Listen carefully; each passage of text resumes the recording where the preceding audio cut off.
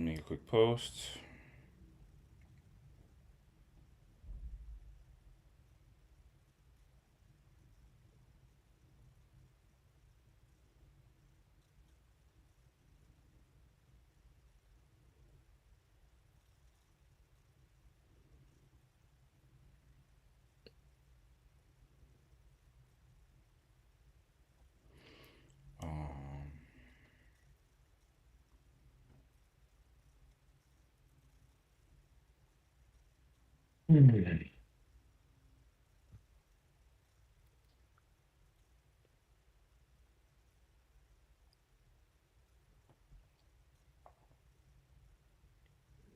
He'll have a book if he's still writing. You don't care about excitement.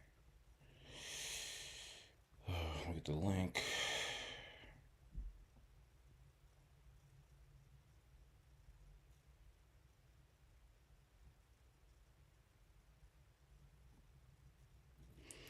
The fallen and the virtuous.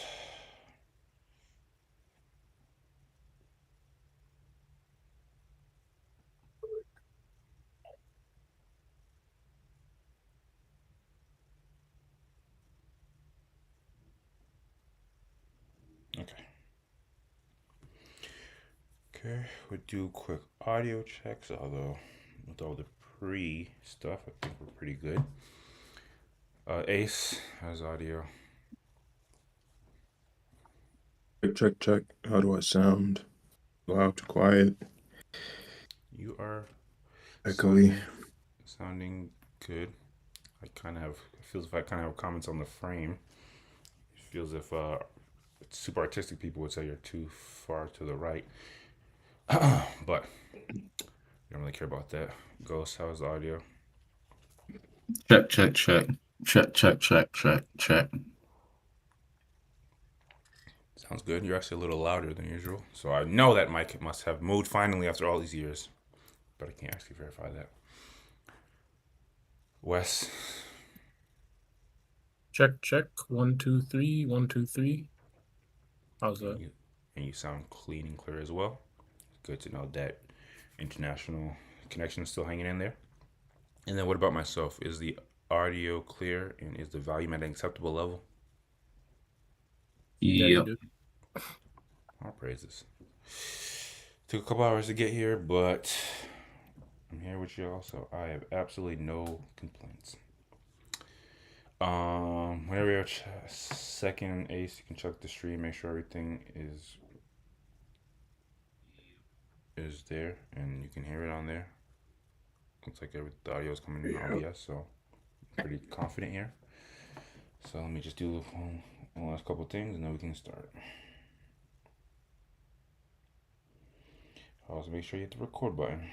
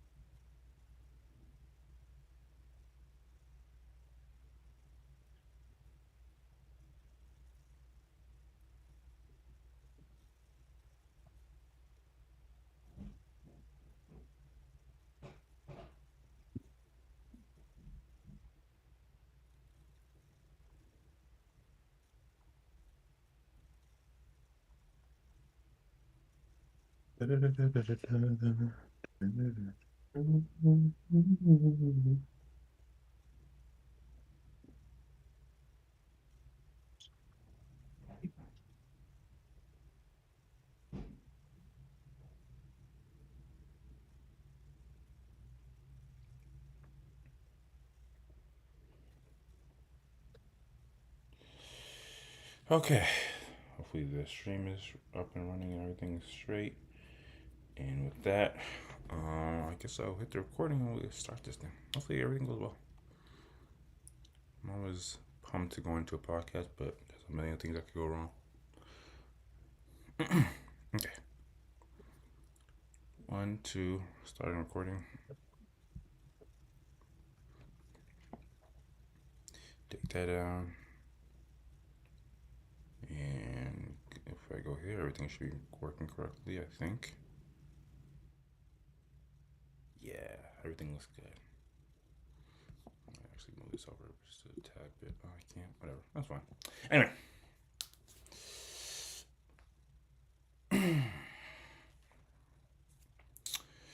Okay, let's get this thing rolling. Welcome back, guys. Welcome back, everyone. We're back. Welcome back to the Be Warmed and Be Filled podcast, where this afternoon, morning, evening, depending on where you're at, we do have all the guys, all the crew, all the family. We got Ace. Sup? We got Ghost. Yo. We got Wes. Hey. And we have myself, Questlando. Guys, how we all feeling? How we all doing? Pretty good. Feeling good? Decent. The stereotypical answers. And I myself am doing pretty well. Again, all praises. Depending where you're at, make sure you're drinking your tea or your warm beverage of choice. At time recording, are we in December? No, we're still in November. So it's definitely autumn, and I just hope everyone is chilling and getting ready for the end of the year stuff. Whatever that looks like for you. But before we get into the content, quick podcast intro stuff. Not only by coming through our podcast, whether you're just stopping by, dropping a like, dropping a comment, however you choose to support. We also provide dope new music. We definitely recommend checking out the Spotify playlist in the description below, where you'll be able to find lists of our song selections of the week. So if you're looking for new artists, sounds, music in general, definitely check that out. Also, for those who don't got time for just sit around for a whole 2 hour plus podcast, we definitely recommend checking back with the timestamps after everything's been edited, so you can check around in the video for what might best interest you. And if you really prefer just short form content, we got that as well. Definitely, we implore you to go to our channel, go to the videos tab, and then you'll be able to find all of our discussion topic videos sliced down and condensed, more easily digestible, so I'd say. But before we get into the topics, which we're all here for, we gotta start off with: does anyone have any content recommendations or any warm reviews? Anything that we might have consumed recently, whether it be a show, a movie, a novel, a film. I know some people like plays for some reason. Maybe a new experience, a trip, new food. I got some new, kind of new food to talk about. But do y'all have anything? Yeah, I have a few. I'll start off. I started reading Chainsaw Man manga, Jesus. and I am fully hooked now. That joint is fire. It's so good to me. Yep. The it's just like a very solid shonen. It's your typical simple setup for the most part. I like the main character.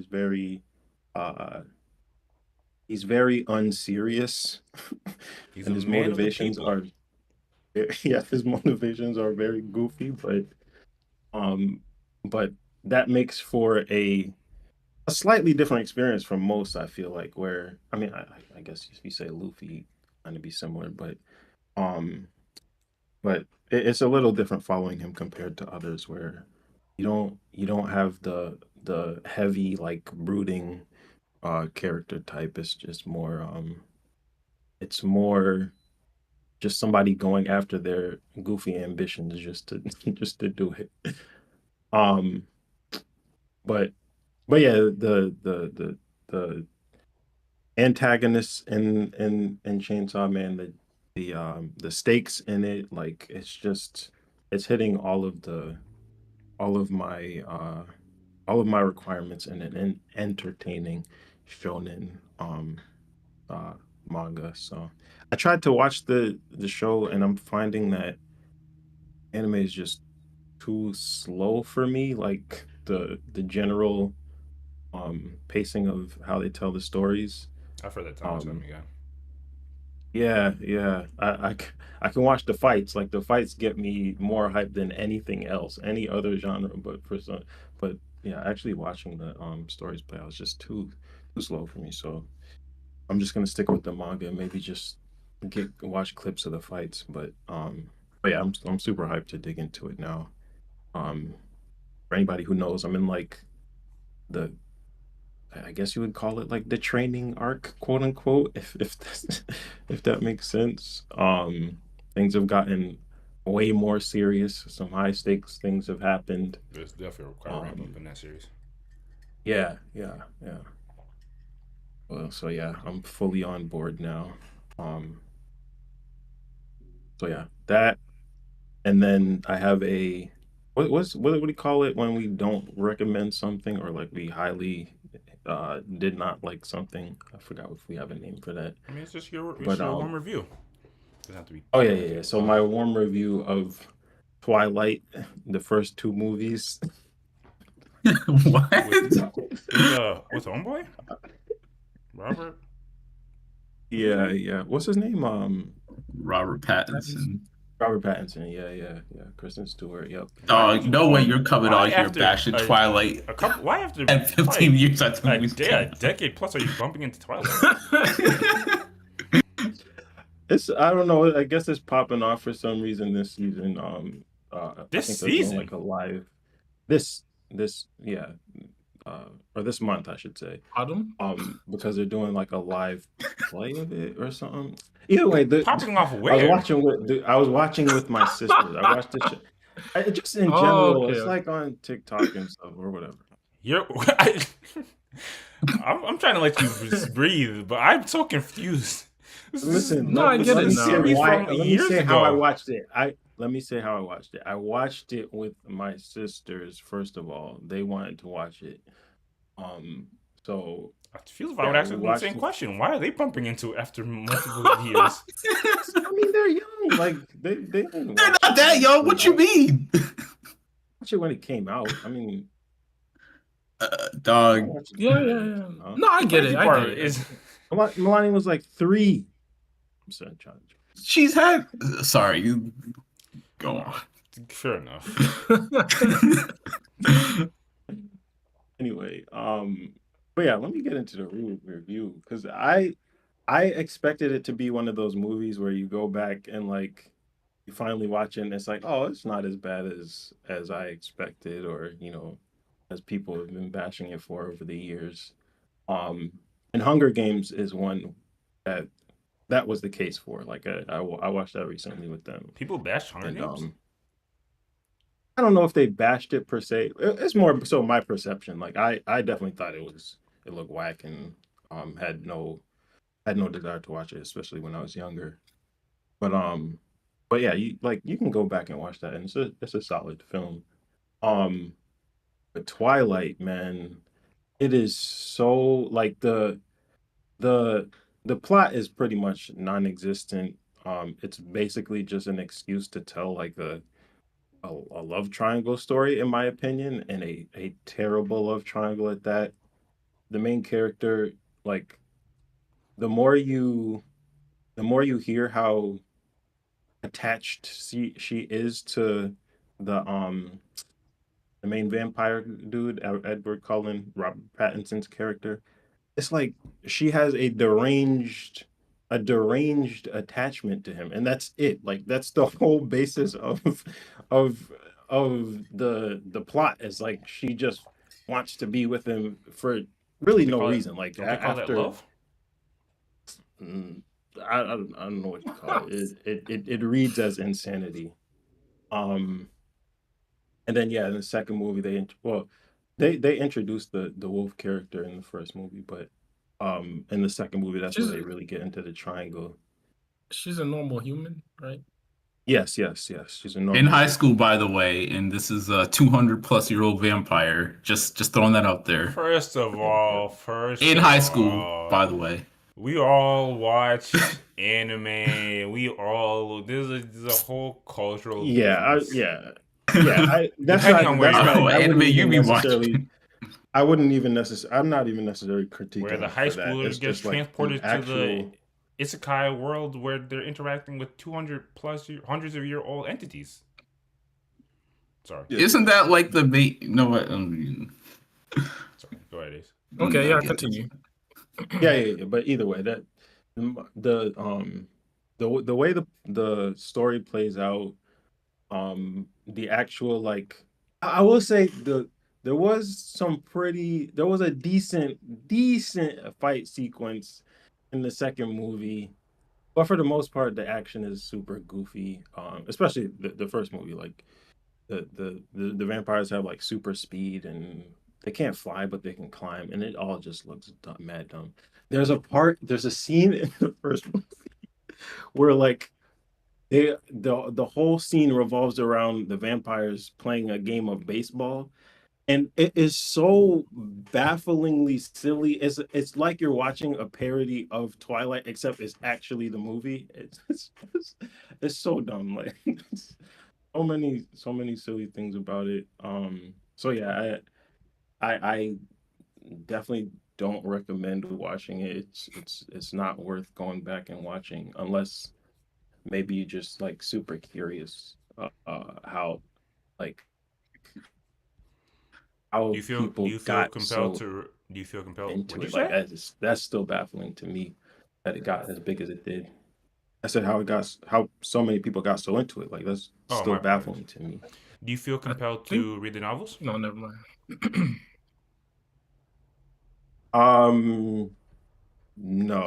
No, which is actually kind of surprising. I actually have read them back. This is like Oh, 10 really? plus years ago. But I mean, when I read them, to be fair, I was in like middle school, I think. I didn't remember them Yeah. being the worst thing ever. But granted, this is middle school me that didn't have much media literacy, and I don't think I had seen the Yeah. movies at all. But yeah, I mean, I I remember them would. being entertaining. That does not mean that they were good, but like they were That's not super the worst thing to interesting. That's read. super interesting. How many are there? Because Like, I would. how many books There's are like there? I think it's 5, I think, And how many 4 or movies? 5, Same? and Yeah. Oh, I know there's there's 5 movies. yeah, okay. I think there's 4 books then because they split up one of the books on one of the movies into 2 Oh, movies. It was right. 1 book, I Yeah. believe. Okay. But yeah, I guess I would be curious, and if you were entertained, I would suspect that they did a better job setting up the Dog, when I say movie. entertain, I mean I made it through. I don't want to co-sign these books to any You made it extent, through 4 bro. books? This was again, That's kind of something. bro. If you do, I think the only books when I was younger, I had not. The only this 2 books that I did not finish when I was younger because they were too boring. I read everything except for Catherine Called I Birdie, know. which is a school reading book I that hope was I don't. atrocious, and Moby Dick. Yeah. The only single 2 books. Everything else I read. So that is not a cosign of like them being You know what's being crazy? good. And I know one of y'all came on here and talked about Moby Dick. I kind of want to do some research into that because I feel as if there's no way that's an exciting story. There's no way. Not even. You're absolutely correct. There's You're no absolutely correct, remote. Quest. You're absolutely correct, There's Quest. no level of like enhanced like literal like human psychology of like Absolutely none. having a desire for something and then you finally obtain it or you finally get close to it. There's and again, that's just my intuition. Here comes West to defend this atrocious book. And if I'm The wrong, value of if I'm wrong, I'll come on here and say no. Moby Dick actually does deep dive into like the human plight, and I don't know. The value of the book is self-evident. That's what I'll say. That's a good way of putting it. You know what's crazy? That is actually a dope response. But I feel as if we could easily go down the conversation of like things that have gained such historical relevancy, but when you actually look into it, it holds a little to no value. Because things could spawn. Handmaid's Tale. No, you're say? wrong. Yo, you know what's funny? I actually started reading Handmaid's Tale, and I don't know if I'm gonna be able to finish it. It is atrocious so far. Thank you. I'm like one chapter in, bro. I'm one chapter in. This shit is trash. Oh my goodness! What are you talking about? Bad. We're not a book club. Perfectly solid premise. No, dog. It's lunar. It's crazy. What? It's not that crazy. It doesn't hold water at all. It does hold water. What are you talking about? Dog, that shit wasn't hold. I haven't finished it. That shit is not holding much water so far. Bro. It doesn't make this shit is tough to read. It's a very The style is high school. The style of writing. Right. Yeah. The style of writing is pretty fucking I'm atrocious. reading it now because you guys are bugging. You're bugging. Oh my! I would give you Wes. I understand why you didn't like the ending, and I can grant you that, even though I didn't have as much of a problem with it. But the overall story is the whole premise falls apart. Okay. No, it doesn't make sense. Come on, how does it fall apart? Wes, I just want to say that how you're talking about Handmaid's Tale is how I feel about Moby Dick. Just so you know, just so you have a frame of reference. You might, if you find it in yourself, it's worth another read as an adult. But all right, is Handmaid's Tale worth another read? If you want to get angry, you should have finished it. All right, I have the same response. You know what? It helped me. It contextualized good books versus bad books when I read it. That's so great. Okay. It gave me more appreciation for good books. That's not one of the I've read own... bad books. Like that's not a bad book. It is, especially it's a bad book that has a claim, no less. No. So you know that like it helps you develop your taste because you're like, I'm not crazy. This is trash. For some reason, people like it, and then maybe it's the cultural reasons. All this, the statements it's making. Okay, fine, but it's a bad book. It's a bad book. The moral of the story is everybody go do your own level of research and give things at least a try. Don't cancel me. Yeah, we turn into a book podcast. Absolutely not. This is not about the implications or the feminism and stuff. It's not necessarily. This is super random. There we go. But no, this is super random. But I was thinking last week, so somebody asked me what my favorite movie is. And I struggle to come up with a favorite movie. I have like a few that I have up there. A favorite book. Dead or alive. What you said? Yeah, I know. I ended up giving them a few, but I thought it was my favorite book. I can pinpoint favorite book. Like I know that one. Do you guys have the same issue or not? I have a top 5. As far as movie versus book? Everything. Yeah, like choosing a number one favorite book versus a movie. I think it's opposite kind of hard for me. to choose a favorite book. Yeah, it's very hard for me to choose a favorite book. Favorite movie, I could say something that I'm not 100% committed to, and it doesn't bother me like that I didn't choose the right one. But book what is the right be one? The same. I mean, is that I'm forgetting something or I'm not properly ranking? I could have said this instead. Yeah, I'm the same way with movies. Because I'm not thinking loosely over. Like, oh no, it wasn't my favorite. Interesting. Okay. Did you have anything else to speak towards your review? Your warm review. Yeah, no, I'm done with Twilight, and now I have my last thing is a warm reveal, which is a new one. Oh, shy! I like new ideas. You know, I like new ideas on this part. Well, yes, It's we gotta super, find way to super. incorporate. We just gotta find some way to incorporate being filled, but that's neither here nor there. Hey, yo, nah, I can't let that one slide, dog. All right. What? Okay. That, come on, that's All right. Yo, egregious. All right. Come on. Anyway, go ahead, Ace. yeah, my warm reveal drum roll. This is super dumb, but Oh Oh shit. shit! Whoa, whoa, Holy whoa, whoa. moly! Uh, Yo, wait, no, hold on. I got That's nah. crazy. You know who you are? What's his name? We're not. The Luke Cage actor. What's oh, his name? Dang, I should probably. Mike Coulter. Mike Coulter. Yo, Dang. never in For all my days did I think for I'd be seeing this. all our audio only listeners, Ace did the big chop. yep. Wait, is this a permanent look or is it just I mean, you're gonna regrow it? I think it's gonna be like this for a while at least. I don't really feel like doing anything with my hair, so I'm gonna keep it super, super low for now. And what was You what was the gotta go reason? full in with the shaving cream, just full bald. You might be right, to be honest. Dog, I mean, just from looking at it, I mean, it's not a lot of people can pull off being bald. Caesar can pull it off, but I'm telling you, dog, Mike Coulter, A lot of 100%. men can put off being bald. We don't have to deep dive on this, but what was the reason? Because I remember, like, even recently you went to an event and your things were looking pretty spiffy or on par. Man, the actual experience of having long hair was just it was not good. Like I like the look of braids a week or so for that first week after they get braided. But one, I have dandruff problems and like after a week I can't really have my braids out That's neither here nor because there. you start seeing Get you some flames. Head and Shoulders, my guy. Head and Yeah, but you shoulders is can't. definitely not the But you solution. can't wash it or you else you can't mess wash up the it. braids. Yeah. Oh yeah, So they get yeah. super frizzy. So yeah, that's a problem. Um, and so like you would only see me like max 2 weeks. You might see me with the braids, and then I have them covered anyway. So like most of the time I had it on anyway. Plus the process of getting them done.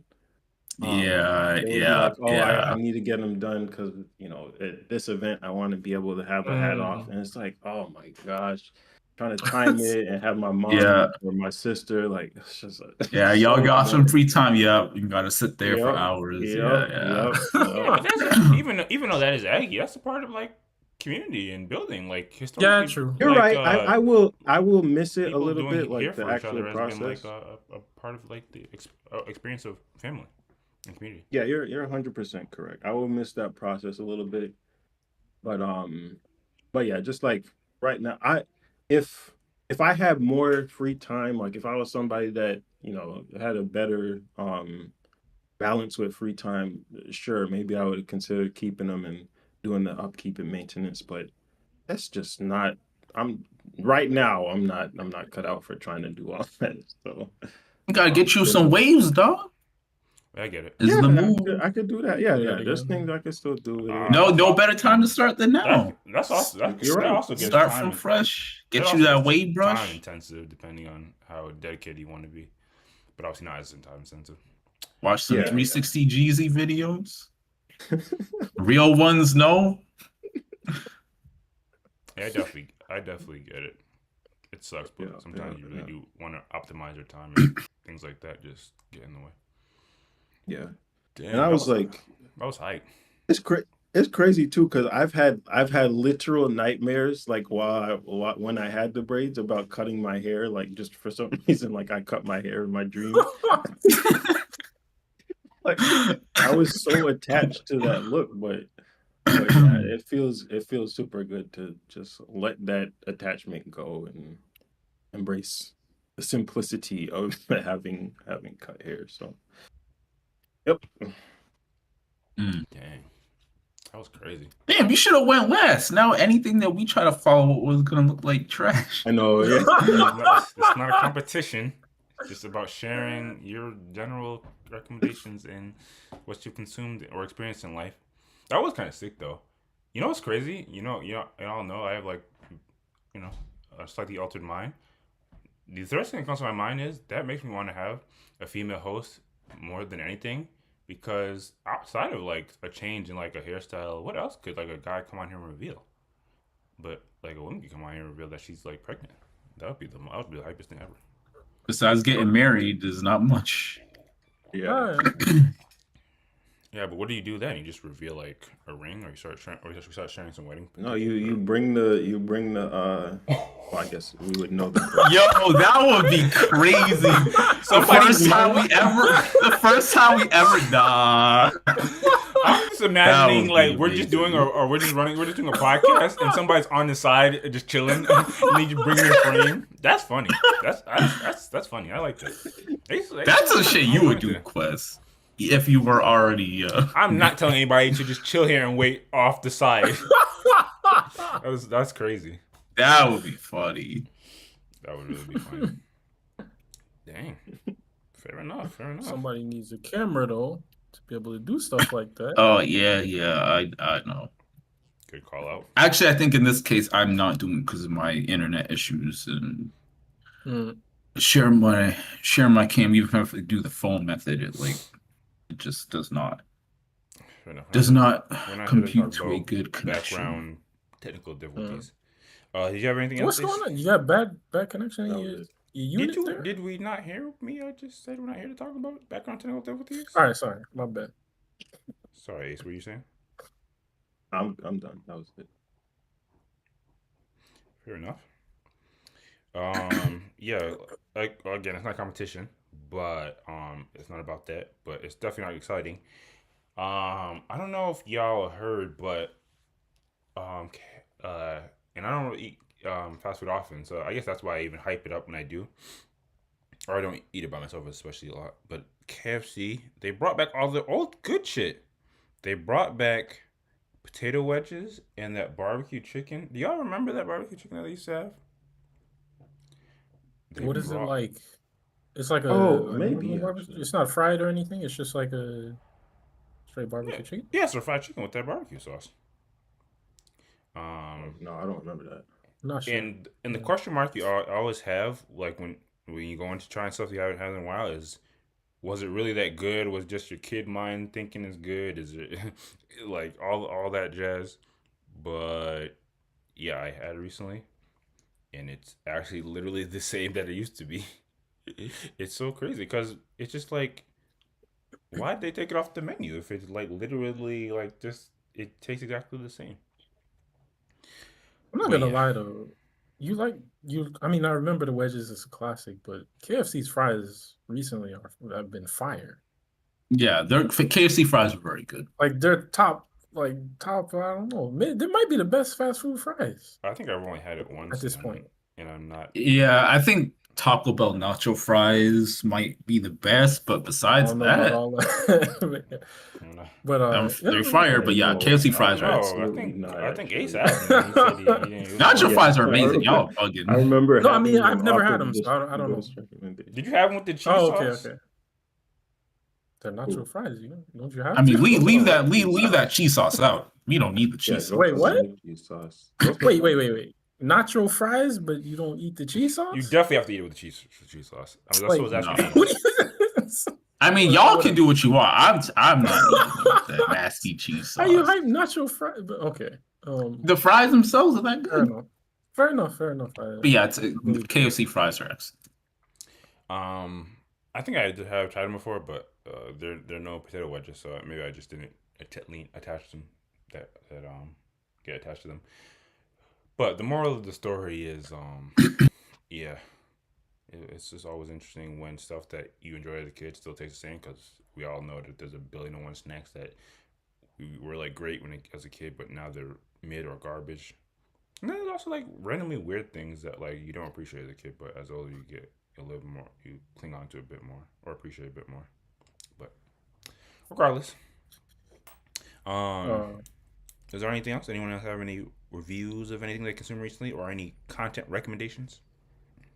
Yeah, I talked about Frankenstein coming out last time I was on, I think, and I watched it yesterday. Nice. I Oh, very it's much out. enjoyed it. What'd you say? Sorry, I just didn't realize it was out. Oh yeah, it came out. It came out like a couple days ago. Um, and I very much enjoyed it. It was uh, there were a lot of differences between the movie and the novel, but I mean it was Guillermo del Toro, and I appreciate his work, and he made some interesting decisions. There were some highlights, some good moments. The ending was interesting. So like I very much enjoyed it. Like I said, it's not identical to the novel at all, but it's a good movie and it's worth a watch. Nice.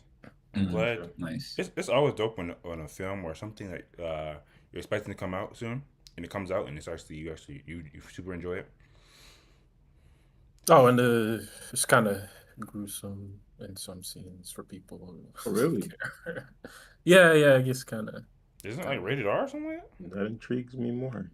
Uh, maybe the only thing that they told you in the beginning though was that it's for sensitive. I think it was for photosensitive people. It could be risky, Hmm.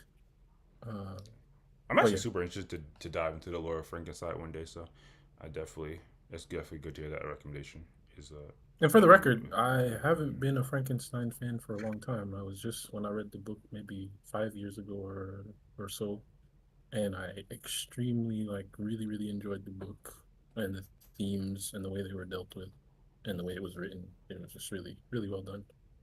Yeah. Man, isn't it shocking that she never wrote anything else? She never wrote anything else, right? Man, Shelley? She did Oh, wrote something called The Last Man. I'm not sure if there's much else. But yeah, oh. no, it was just yeah, it was the lore That's like a behind the writing magnum of the book is opus. is crazy too. Yeah. But is that the woman? Yeah, we're not here to talk about book stuff. Is that the woman that like they have like a weird story of they were married a couple of times and they used to like travel a lot? maybe I'm not sure if she was married more than once, but she was married to Percy Shelley. Yeah, I do. Uh, I'm and saying I'm saying I want to dig into the lore. I actually might have. I I dug into the history of some writer that was like a female writer, and they had like an interesting life. They used to like just travel and like they got married a couple of times. But that's neither nor there. Mhm. This is kind of a random tangent, but have you seen the new Nosferatu, Wes? no, actually, Okay. I'm not that into vampires like that.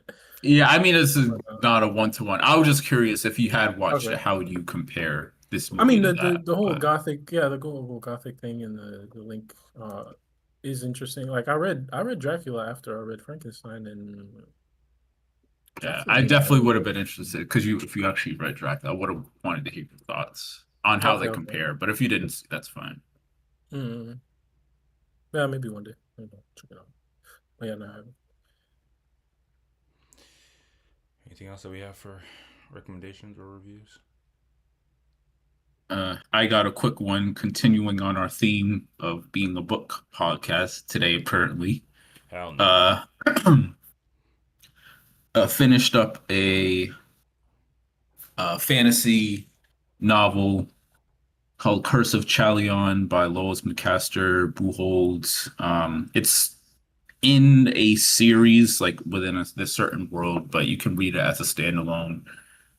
If you like Robin Hobb, the author, I think this book would appeal to you for multiple reasons, one of which the protagonist is somewhat similar to the protagonist of her main Farseer series. But overall, the book was very enjoyable. I did like the start a little more than the ending, but the ending was perfectly fine. Set in an interesting fantasy world because it's less focused on magic and very heavily leading into like gods and I wouldn't say religion necessarily, but it's the god aspect is very prevalent in the story. and the magic system was also interesting and how it tied into that. But I think the it was more character driven, and I did like most of the characters, and it is a bit of a change because instead of like some young dude going on a quest, it's more so an older protagonist that's kind of broken by his past experiences, and we pick it up kind of after his journey. Initial journey has ended, more so than the start of it, which I did find pretty an interesting choice that I enjoyed.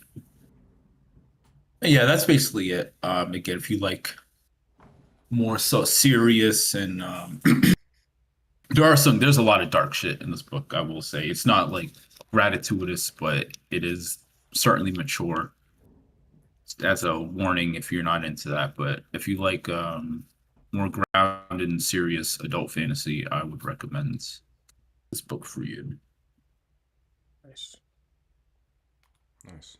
One more time, the title. The Curse of Chalion. Got you. Okay, dope. It's always a pleasure when we can all come on and contribute to either experiences that we consumed recently and or recommendations.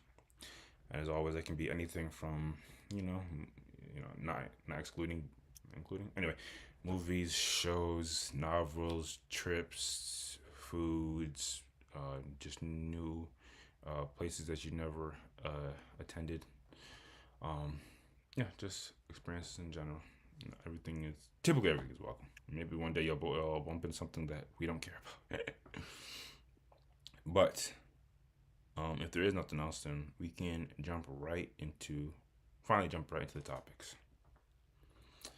So let me switch some stuff up for a second. Come here.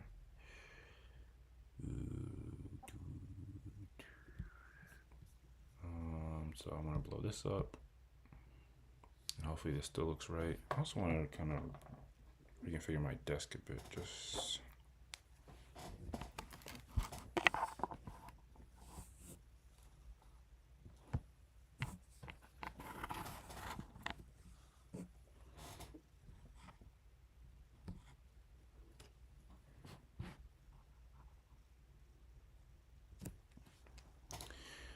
okay, hopefully this still looks all right.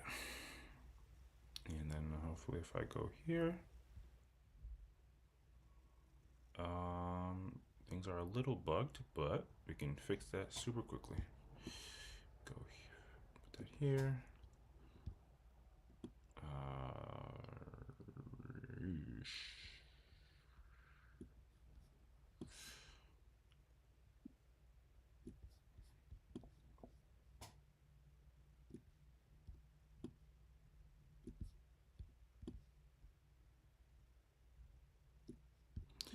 Okay, see, not even a big deal. Like it's edited out the video, so. Okay, okay, focus. Okay, so first up, we like to start with. Okay, so first up, I like to start off, or we rather like to start off with something relatively light. I don't even know if this technically counts as light, but it counts as something that I kind of already know y'all general disposition for. And spoiler alert, the lack of empathy people tend to have on certain platforms. So I can already tell which way this is going to go. So this might be more so just react content. Something we don't necessarily do often, but I'm curious to know if there's any level of sympathy, empathy, and or advice that one might impart onto this brother of the situation. So salute to, I believe, College Kids is with a K and two D's is the platform that had this little interview. So I guess I shut off. Does anybody here remember or recall? No rhyming pun intended. Kevin McCall. Anybody? Any takers? I certainly do not know him or remember him by name, but the Deuces track I do remember. Yes, one of the dopest collaborative records in the early 2010 era. I forget exactly when it came out, but Chris Brown record Deuces. Man, the reason why I kind of like that record, even though I'm not in no way, shape, or form a super big fan of Chris Brown's music, because like everyone that was on that record, like I remember there was an era where I was like every time I heard that song, it would be a new feature, like there was mad remixes of it. Yeah, that was a great track. And Kevin McCall was the writer, so he was at the focal of or center focus of that record. So obviously you would think somebody that creates such a legendary record, would be pretty well off in life. Well, as this caption alludes to, maybe that's not the case. So it says Chris Brown's Deuces collaborator Kevin McCall breaks down in tears after revealing he's still on EBT despite Breezy Bowl, which is the name of Chris Brown's tour that he did in 2025, so this year, grossing over $100 million. That's actually insane. I don't know if that's a world tour or if that's a national tour, but that's that tour where you always see those weird ass pictures of people allegedly paying hundreds or if not $1,000 to take a picture with Chris Brown in weird positions. But anyway, let's just hear what Bel had to say, and I just wanted to get y'all's quick take on it. Go ahead and play it. Still did this part. What was we talking about? I need that bread. All this could have paid for my lawyers and so I just lost both of my daughters is in Atlanta right now. I don't know what the in Atlanta's scammers and a whole lot of other shit.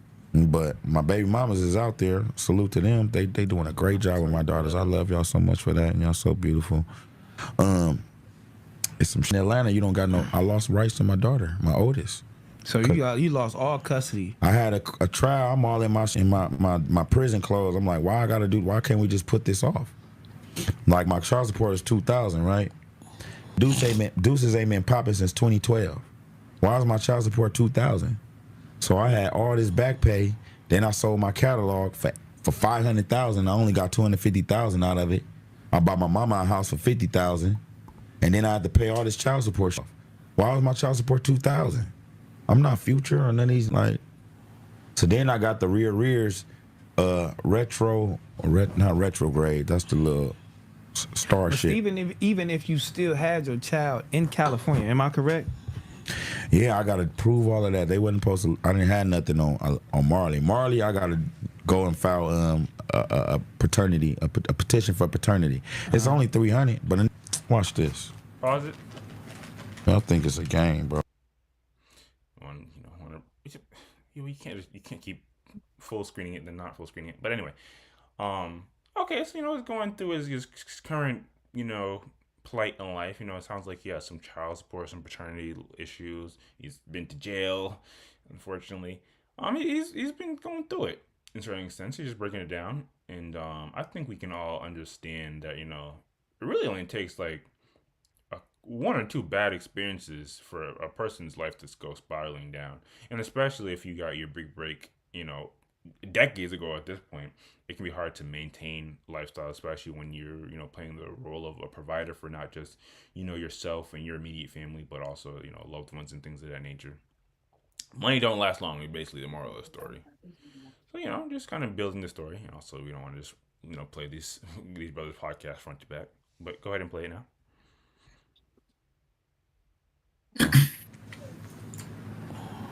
No, this is for when I poke. Don't walk up on me playing. Are you Team Breezy? Keep that on the internet.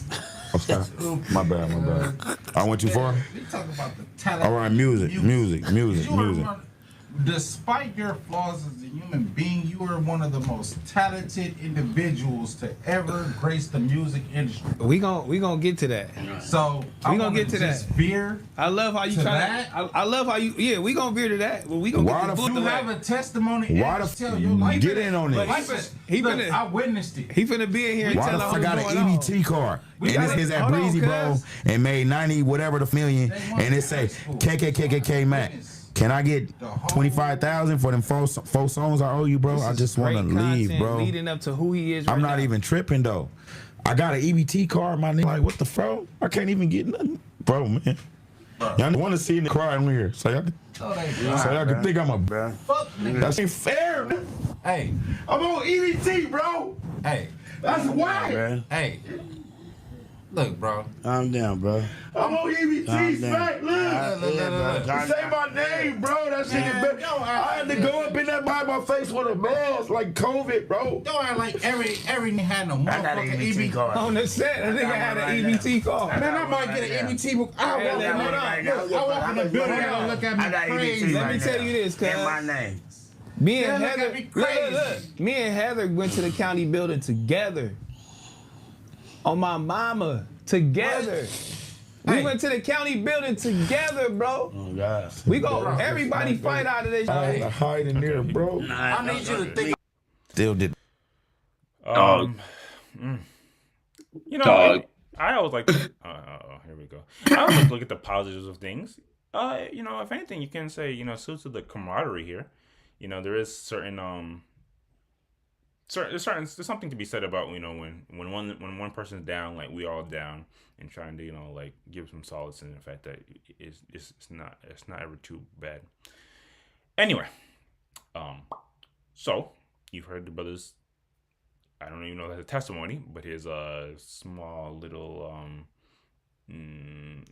articulation of his current plight, and you know, he feels that it's one of those situations, to break it down, to get to the shits.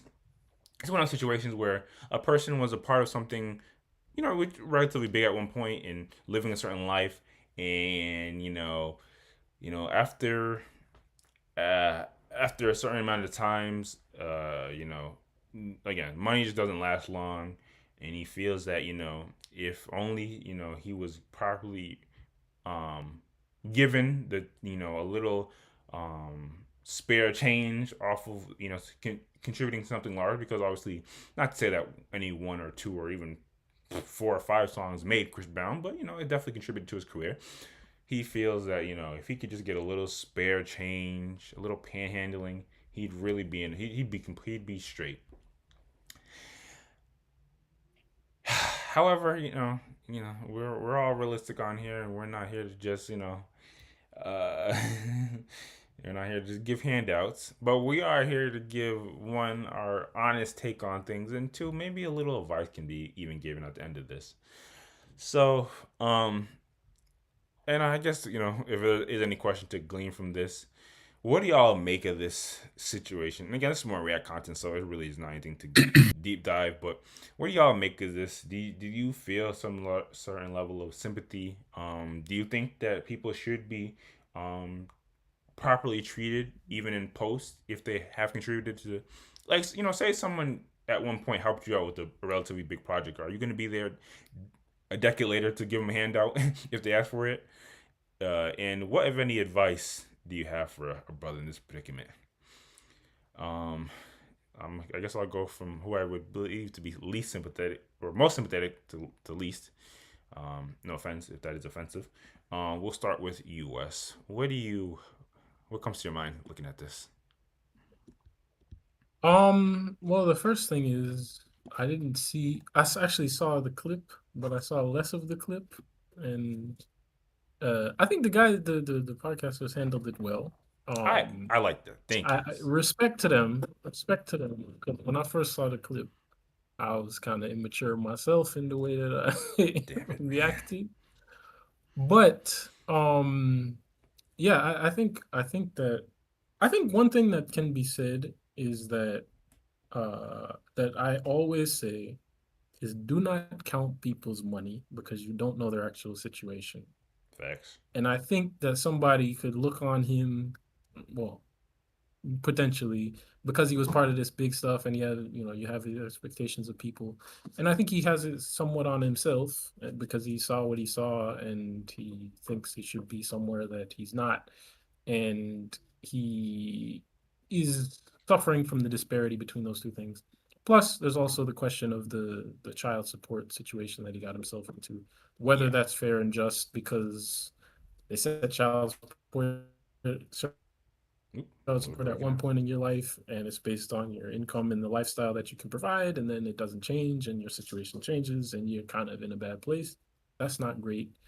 But on top of that, his personal situation, Yeah, I mean, people are saying bad decisions, money management, probably the case. But I think we should not be so quick to judge. I believe I also tangentially heard some things. Not gonna allegedly, he's had some problems with drugs and things like this. So dependency, I don't know. I don't know what kind of drugs, but so there could be some factors that he's dealing with that we don't quite understand or know fully.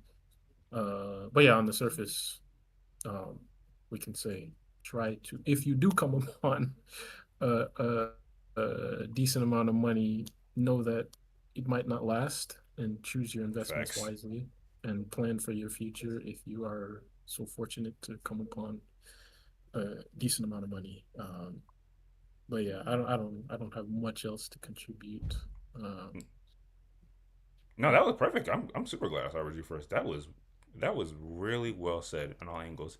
Um, I kind of want to take it step by step because I want to get again the least sympathetic folks on here. But I guess real quick on if because I think Chris Brown already, and again not to focus on this, although this is kind of React content, not to but I think Chris Brown did kind of come out and basically said like the classic like why is he still talking about me, like I made millions and millions after that, like I don't really, he's none of my business. But if somebody helped you out with the project, I feel when I think about us, I think the more like local thing that comes to mind is, I don't know, somebody helped us like do home renovations. If somebody helped you out at one point in time with something, would you feel more compelled to help them out if you're still in a position of like you're well off or doing decently? Or would you be like, nah, dog, that's the past? I mean, I think you should be as willing as you can to help people in general, uh, especially if you do have some acquaintance or with them. But I think, I think Chris Brown's responses, I saw a little bit, and his responses have been childish. Petty. Um, Petty party. and yeah, I mean, it was like if he if he wrote so many hits, write another one. Yeah. Yep. And which, I mean, it's not necessarily false, because if he got work in the past and this is his craft, he should try to get more work and get himself back to where he was. But at the same time, no, I mean, I think you got to take the high road. You got to, if you have the means to help somebody and you feel that it is reasonable to do. But if you feel like, all right, I helped him in the past, or if I help him now, will it be fruitful? You can have these questions. There's a lot of factors that factor into the decision to help somebody as well, that the person helping cannot necessarily be faulted for. So I mean, I don't know. I can't say whether or not Chris Brown should or shouldn't help the guy. I was asking with you. Chris Brown was asking with you. If you were Breezy. Oh, if I mean, honestly, if this guy, he was asking for what, 25, what was it, 25K, or Yeah, 25. was it less than that? But I mean, if you have the amount of money that Chris Brown has, yeah, I think if that's what you want to settle it, like, sure, like, I think that's not that big of a deal. Until he comes back and But says, as I said, you can't count until people's they, money. So until they I don't come, know what until his they come back, situation. until they come back and say, I think about it. I heard that song on the radio a lot. Maybe 50's the No, right that's amount. fine. At that point, no. Like, you're trying to milk me now. Like, you're trying to go too far. No. Fair enough. Yeah. Yeah. No glaze, but I greatly appreciate having you on the podcast as well. Get a nice, well-rounded views and talking points that even I don't think about sometimes. All right, let's get through it. Ghost, when you hear this, brother. I gotta say, hold up. Before I get into my take, Okay. I don't appreciate the assumptions No. and the size. Like, I'm a hater, but y'all acting like I have no empathy whatsoever. What are we doing here? I'm just going based Like, off you think of I'm gonna just sit there laughing at, bro? Like, what is this? Actually, I detect some sarcasm, but listen, I'm just going based off of like I feel there's like a mathematical, statistical, like we could punch into Chat GPT at this point, and who is the least empathetic person on the B1 B4 podcast? I don't understand how you're making an equivalency between me hating on Chat GPT versus a human actual being. That's just a joke reference. That's nothing to do with Chat GPT. All right, assumptions and And by offense the way, aside, you can prove me wrong. You can come on here and say, yeah, he deserves the world, and yeah, let's. What do you got to say? all right, if I can make my point without people assuming, I do have some level of sympathy for him. To be honest, like when it was mostly because it caught me off guard, but when he like just kind of broke down out of nowhere, I had to hit that speed face when you try not to laugh. Y'all, I know, cause you know what I'm talking about, but that was just because it kind of caught me off guard. However, I do have some sympathy toward him, and as I haven't seen like Chris Brown's full responses, I haven't been keeping that up to date, but I do think that like someone that's really down and desperate and you just kind of piling on and just joking about it and making them feel worse, justified or not, is in really bad taste. I really do think that. As far as this brother's specific situation and him asking for money because of how successful the Breezy Bowl thing, whatever was, I think there is a line where you, at a certain point, you should not feel a level of obligation towards somebody because I want to say he helped him out because they collabed on a song. I don't know the full circumstances, but I'm assuming it wasn't something like Chris Brown hitting him up saying, "Hey, can you do this for me for free?" I'm assuming it was like some type of like a typical transaction. Yeah, he got paid, obviously. Yeah, so I think having him feeling like that Chris Brown is obligated to do something is a very dangerous mindset to have. However, if this was like if I was in Chris Brown's situation, I would 100% help him out, no question. Well, I wouldn't say that. I would 100% help him out. It wouldn't be an unlimited like just come to me whenever you need because again, I don't know this brother's full situation, but doing a little bit of due diligence, it seems like he's had some run-ins with the law, including but not limited to arrest for armed robbery, allegedly. So I would need to do some level of research to confirm, like, are you trying to get into some foolery with whatever money I were, if I was to give you money. But if it is like beyond that, because again, I don't know this brother's situation, if it's like a child support thing where it sounds like he's in a real tough spot because of it, and the money wasn't going to nefarious purposes, I would 100% help him out. And maybe I might, instead of he's asking for what, 25, I might give him 50, but it would come with the caveat that you're not going to be coming all the time, because again, I don't owe you this. This is more so a like just helping out someone in general. Because the hating aside, I do in general like support helping people that are really struggling and going through stuff.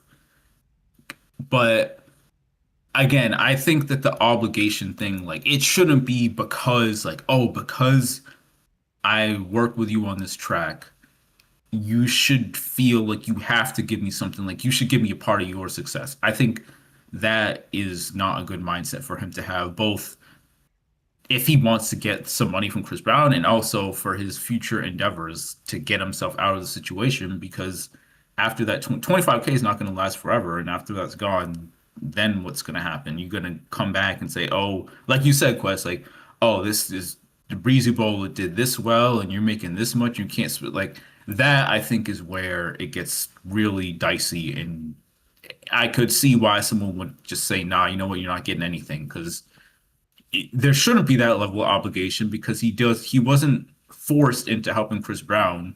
It was a collab. But again, like, yeah, I would help him out without a doubt, as long as it's not going to be used in a negative way.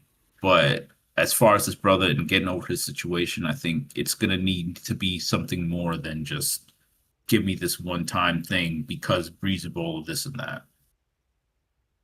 That's more than fair. I'm not mad at it. Yeah, that is an excellent point at the end there too. Like, to be fair, like when people are like in trouble, like I mean, I don't know, it's weird because there are a lot of cases where like people are in jams where like just that one time bailout is all they need. But if you're like you're really in the swamp, it money only solves like a temporary problem. Like you'll pay for this bill that you've been putting off, but like it's this stuff that's gonna come back around. So it would be interesting. It is better when people come to you with like a plan of how I'm going to address something more so than hey, can I just get this this one time solution to the problem or problems. But fair enough.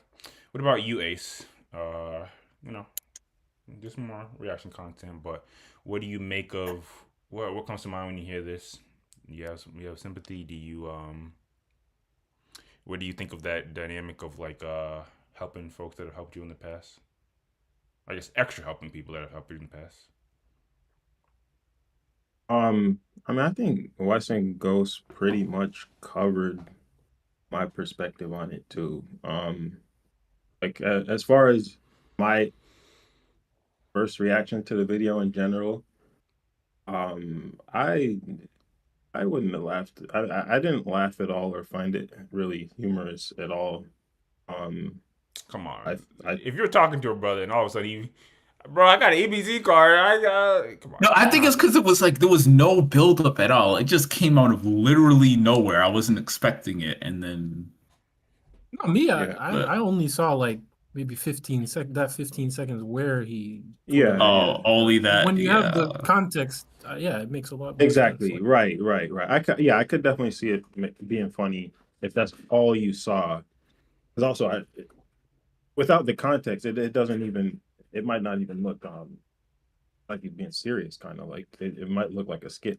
No, I mean you get the headlines and the headline plus the content plus the little flip, and you're like, oh, he's sad because he blew all his money and now he's like. I'm just saying, I can be the most empathetic person on the planet.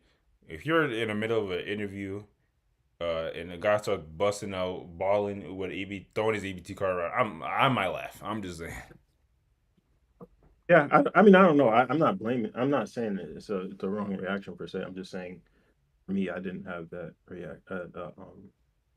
It wasn't. I it didn't see. That didn't come off as humorous. Like it didn't get me in that way. Um. But yeah, and like even though I would say like he's the person who put himself in this position. Like I'm pretty sure there's no unfairness per se um that is the reason why he is where he is. Like I didn't get that impression from. Real Go quick ahead. though, I don't understand his argument though because he keeps saying like 4 songs or something that somebody owes He didn't somebody. just. I don't really even I don't think understand. he didn't just do Deuces. He did other records. Deuces is probably just the biggest record that he. But that wrote. means that he's trying to say that he didn't get paid for those songs in the first place, or is he trying to say he didn't get some amount of royalties? Contractually, he got what he deserved. We don't know the specific Yeah, that's what I contract, but thought. it might have been a situation where like you get paid for that specific work and maybe some level of like distribution or something like that. But obviously, as we know in the world of streaming, and this is even before like streaming has evolved since then. So like maybe back then you were just thinking, okay, I'm gonna make a song, it's gonna get radio play, it's gonna get played at concerts and other venues. But now in the world of streaming, we're like, how many times have Deuces or any of these songs been streamed since then? They probably did earn more than what they're worth, or what they really thought they were worth. I guess again, I try to draw these analogies and equivalencies, but obviously, when you're not, there's way different things from your artist. If you hire somebody to do some work on a house, and you just hire them for that specific job, just to do like the kitchen or whatever, and how you pay them, but then that house for some reason that area that blows up, and you didn't just sell that house for 400,000, you sold it for 4 million. Then the guy comes back to you and be like, "Whoa, I'm still struggling. Can I get a few more dollars? Even that's kind of like a functional equivalent for all the contractors and blue collar workers out there. Yeah, that makes sense. But yeah, I was just saying, regardless of whether he feels he's owed something, I don't necessarily get that perspective from anything he's saying. Maybe the child support being the 2,000, that I don't know. I don't know what child support costs are like. We have another. Oh, never mind. But my point is, all that aside, I can still empathize with somebody who is even if they've made bad decisions in their life, like and that's what put them where they are, and they feel sorry for themselves. Like that's a mentality that I think everybody experiences at some point, and I've certainly have, feeling sorry for myself for whatever reason. It doesn't mean it's the solution, or it's where they should stop, or like feeling sorry for yourself is just you can stay in that mind state forever. You certainly, like, I would certainly advise them and try to get them to see that, regardless of where you're at right now, you can't, like, you're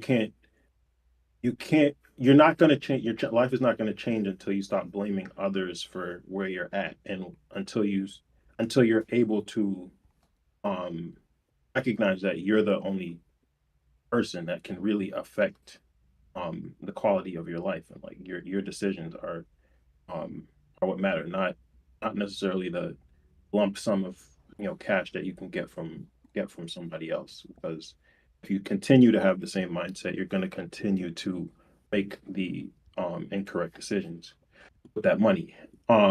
So like, even though certainly that the mindset is not good, I can still empathize with it and be like, yeah, I see where you're at. I see your struggle. I acknowledge it, and from that perspective, I would give my advice for how to try to get out of that. So yeah, that's just like my reaction type response to it, and then yeah, like I agree about whether I would give money to somebody based on something that we did in the past, and or essentially like based on our relationship, and if they've helped me out in the past, I would be more inclined to give somebody money for that reason. But I don't think the approach should be them coming to you and asking and saying, "Hey, I did this for you, so this is why you should give me the money." Like, if you need help, you should ask for help and explain why you need the help, not try to guilt trip the person into giving you money because you did some X Because if for they them. just want to give you some additional rationale in case you forgot. Nah, it's not needed. It's not needed, and you shouldn't do it. Like, you shouldn't do it because the person is going to remember. Like, the person's going to remember you. If they don't, They might then not. Some people don't remember everything. nah. If they Nah, don't, even if then they don't, just move on. Like, find somebody else. Ask somebody yeah, else. you trying to remind them is not necessary. I don't think it's ever going to help. No, I no. can't Somebody imagine a else reminding situation them, actually help. okay. But you Right, being the one, right, no. right, right. To cut him a little slack, or maybe to play his advocate, from his perspective, if he's going to Chris Brown, and like you said, he's not asking. Let's say he asked Chris Brown just for the money, not because they work together on this project. Chris Brown probably gets 1,000 requests or people asking for money a day because he's rich. And not to say that Chris Brown wouldn't remember him, but in his mind, he might be thinking of it as, oh, Chris Brown's just going to take me as just another random person asking for money. But because we had this previous interaction, that would be different than just some random asking him for X, Y, and Z. Which is not to say it's the correct mindset to have, but just like thinking about it, why he would go this route instead of what you guys are saying, which I do think is the correct way to do it. But I can see how in his mind there might be a distinction between just going and asking Chris Brown specifically versus He's lucky. saying we had this interaction in the past, or we worked together on these projects. Can you slide me something? He's low-key spitting, Yeah. and I A don't lot of wanna people spin- take this route. I don't A want to lot spin. of people take this route. It's still not. Yeah, not a it's great like route, again, but you guys are right. It's not the right way to go about it, but I do get why people do it that way. Like absolutely. I've done this like with my siblings, like on a much lesser scale, but I would be like, hey, can you do my chores? Or can you do this chore for me? Remember when I did this chore for you Remember I a did couple this for weeks you? ago? Like, which again, they didn't like, and it wasn't the right way to go about it. But at the same time, the way a lot of people think about things is transactional, and Facts. if you in your mind your justification is because of this past transaction, there's some residual level of uh help or effort that this person owes me, which in the moment, like you probably wouldn't even be thinking that way. Like for going back to the chores thing, like, oh, I did these chores and I'm not necessarily looking for something in return, but if I do need something and it just happens to come up, then I'm gonna bring it up like this. So I think This is that the that's kind of where problem, he's though. coming from. Yeah, This it's is definitely not the ideal way to go about I it. don't think it's But I'd I rather don't think be it's the clean. way. I don't think Yeah. it's the way at all. I think thinking about charity as transactional is not how you think about charity. that Charity is is something somebody correct. does out of their own volition, out of their own feeling, or out of their own willingness to give. It's not about Mm. I did this for you, now we do this, now you do this for me. You're Yeah. 100% correct, but then if you're in a situation where 10,000 people are asking one person for No, charity, yeah, what do yeah, you yeah. do to make yourself stand out? Is kind of what Exactly. it So I would ends up say being. I would give that if you truly think Chris Brown just completely doesn't know who you are, and you're trying to remind him like who you are as a person, like who you are in relation to him, then I could see saying, remember, we worked on Deuces together. Not to put it out as you owe me this because we worked on Deuces together, but literally I'm the person that you worked on Deuces with that's Yeah, to my identify rather relation than to. to Yeah. That's like guilt. how you can identify me or remember who I am.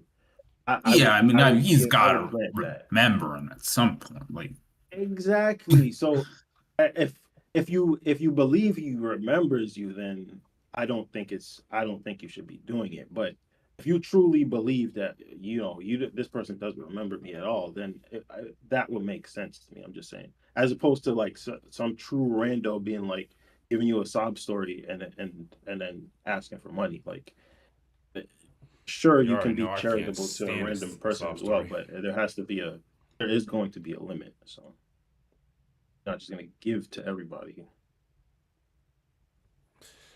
Fair enough. Fair enough. Um, yeah, like we were saying earlier, we don't know the full background of what this brother's been through since then, so a little hesitant, but for all intents and purposes, it seems like he is a relatively sound mind, and also I'll say salute to him for what he's contributed to music in the past, and definitely hopes that he gets his affairs in order, because especially if there's kids in the picture, you got to make sure we're taking care of kids and taking care of ourselves. So yeah, not too much more on it. Unless there is anything else, so we can move on to the next topic rather. man, all these people in the comments roasting dude, they be the same exact people in Chris Brown's DMs asking for something. Uh, is anything look weird on y'all end video wise? No. All right, I think something's going on my graphics card because My display is super janked right now, Actually, but it let's is. see how long we can keep this going. It is jacked up. It's not displaying the right thing. Oh. Is it like, are you saying it's not showing at the next tab from Yeah. Dexerto? It's not Yes. showing that? Correct. That's what I see. All right. But if it's on OBS, let me. Where are you looking? I'm just looking at the stream. I saw Yeah, I everything. see. I see Dix. All right, I'm sharing again. Can you see this quest? Y'all are not looking at the stream. Yeah. No, So I'm looking at Discord. Yeah, Discord. That's not the stream. Oh, you talking about YouTube? yeah, my graphics card is like I think I have to Oh, I restart thought my it was just computer. laggy. Like my entire everything is like blurry. I've had this issue earlier in the week, but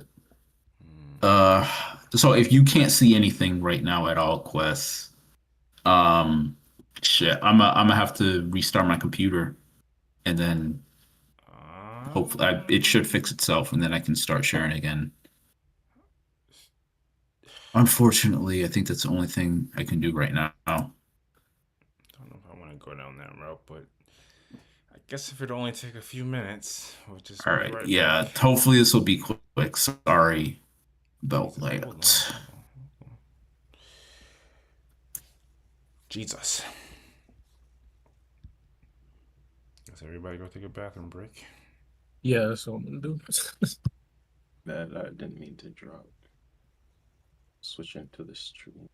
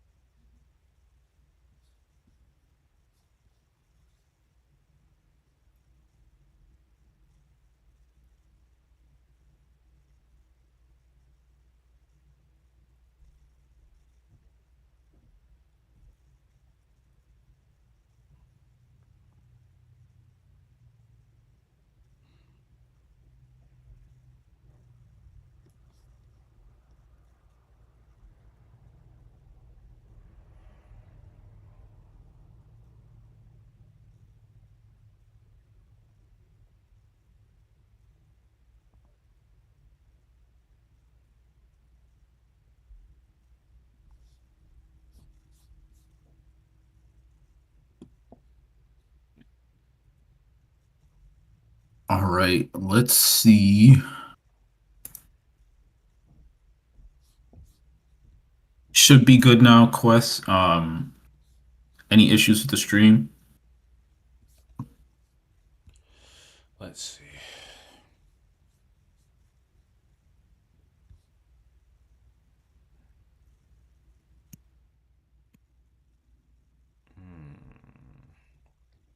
Yeah, on my end, it's still not showing. Really?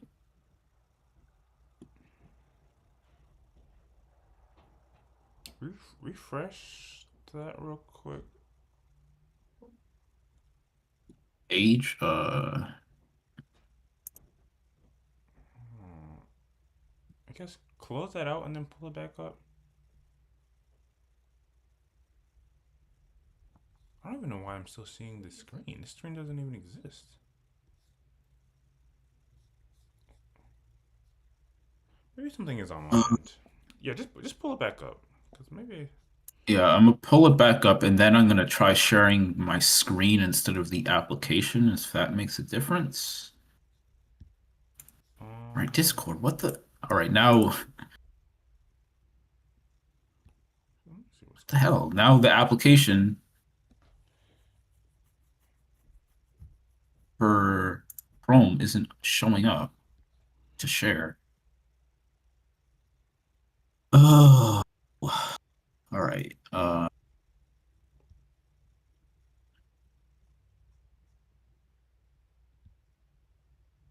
Okay, now it's here.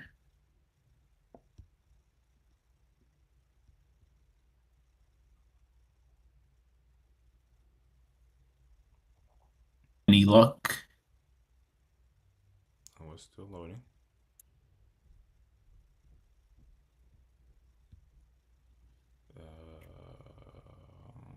Can you see this now? Yes, we can see it. Okay, good. I hope it stays good is the bigger question. And then West is Spirit, so everyone's just doing something different, I see. I'm here. Oh, I'm here. Okay, just...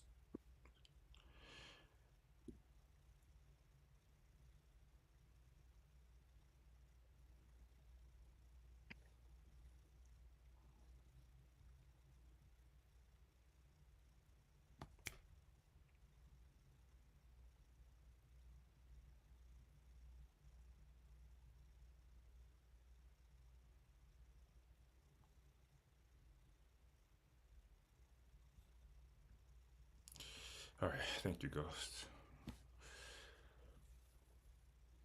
This is a video, right?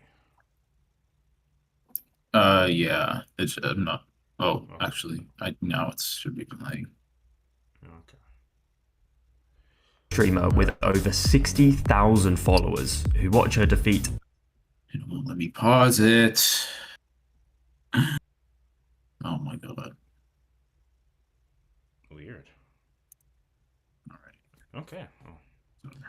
What? Where did he go? Oh, I think I might have minimized it by mistake. Okay. Seems like we're all back when we all have our facilities together. Okay. Pardon the intermission, but we're back, as I always say. Okay, so I'm not sure if y'all bumped into this or noticed this. To be honest, this is like when we start getting into like the tech science fiction topics, but I'm not even sure the whole like usually there's like an article associated with that. I'm not sure if there is. I can obviously pull something up in the background, but maybe this video will explain all we need to know. So salute to Deck Zero. How Perry Caryall plays video games using a headset that reads her mind. Yes, we may or may not be in a day and age where you can play video games hand-free, all brainwave activity. You basically getting one step closer to just being in the video game, if you will. So we'll just play it. Let it speak for itself. Maybe we'll learn something new. Futuristic and cool. Perry Carrial is a Twitch streamer with over 60,000 followers who watch her defeat Elden Ring bosses without using her hands. Instead, she uses a headset that reads her mind. So how does it work? Is it possible for a complete noob like you or me to use it? And how much does it cost? But first, what the heck is this thing? This device is an electroencephalogram, or EEG, and it basically picks up my brain activity and lets me use it and manipulate it for various things. So it works by basically picking up the electromagnetic waves coming out of my brain, and then when it picks that up, it can detect what my brain looks like when I'm thinking about different things. So for example, I will imagine pushing a cube or spinning a plate or something, and it will look at what my brain looks like. Then it will record that. I'll do that hundreds of times, and then eventually the software can recognize it. And then with software, if you can recognize something, you can key mine it. So the headset basically turns your thoughts into buttons. But how does it work in action? So I locked on by imagining spinning a plate, and then I attacked him a bunch by imagining a little cricket hopping. And then afterwards, because he damaged me, I healed by getting super tense and angry. Are you better at games with this or with the controller? Well, it's a lot easier to play games with a controller than with this. But me personally, I've never been very good at games, so I kind of use this to hide behind that fact. Yeah, obviously, like all content, we don't want to just play it outright. We're gonna break it down. So we basically got the what and the how, basically, and they're articulating it relatively in layman's terms, so that's definitely appreciated. So basically, they have this headset that reads brain waves, and again, sounds science fiction-esque, but it sounds like we are here. And it sounds like they were mentioning, if something can be recognized and even like a pattern, like noticed by it, you can effectively, treat it as just like a keybind. It's kind of interesting how they say like with software they can like detect these things in like like by way of like software, like use technology. I kind of am interested to know what exactly, like what programming do you need to implement to achieve this. I don't know, maybe it's just a little more research that needs to be done. I guess based off the initial information that's been consumed, are we rocking? Are we rolling with this? Is this every human's dream to one day utilize, or is there hesitancy within among us? We'll start with, what was the order? I'll start with you, Ace. What do you think of this so far? I don't necessarily see a huge problem with it. Besides the obvious of putting an EEG on your head and having that thing pulsing magnetic waves into your brain, or not pulsing into your brain, but using that to read your brain waves, doesn't seem super ideal, but just to get away from that obvious issue, it all makes sense. My first,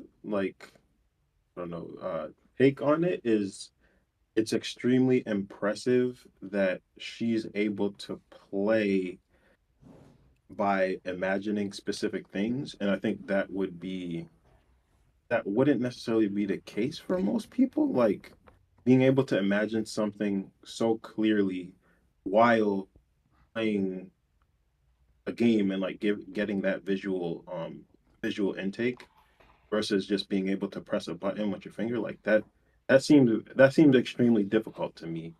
I can't imagine having that focus to be able, okay, now I gotta imagine spinning a plate, now I gotta imagine I forgot the other thing she said, or now I have to get angry to heal. Like that seems difficult.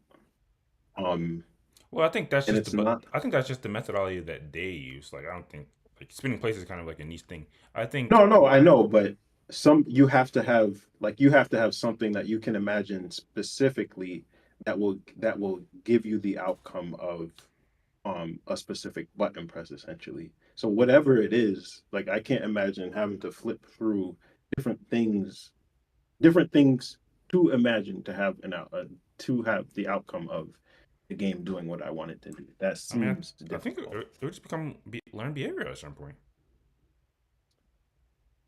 It's different though, because I mean, I shouldn't say it's different, but it seems difficult because even though it may be learned behavior, the way our brains work, or most people's brains work, I feel is like it's hard to control your brain. It's hard to control um or prevent like just random thoughts popping into your head, or um unwanted thoughts, especially again when you have the input of the game itself. Um, have like unwanted thoughts, or the thoughts that you don't, the specific thoughts that you don't need from intruding and preventing you from just pressing the right button. So like learning to press a button is much simpler in my mind than learning to think of uh, I mean, a button press.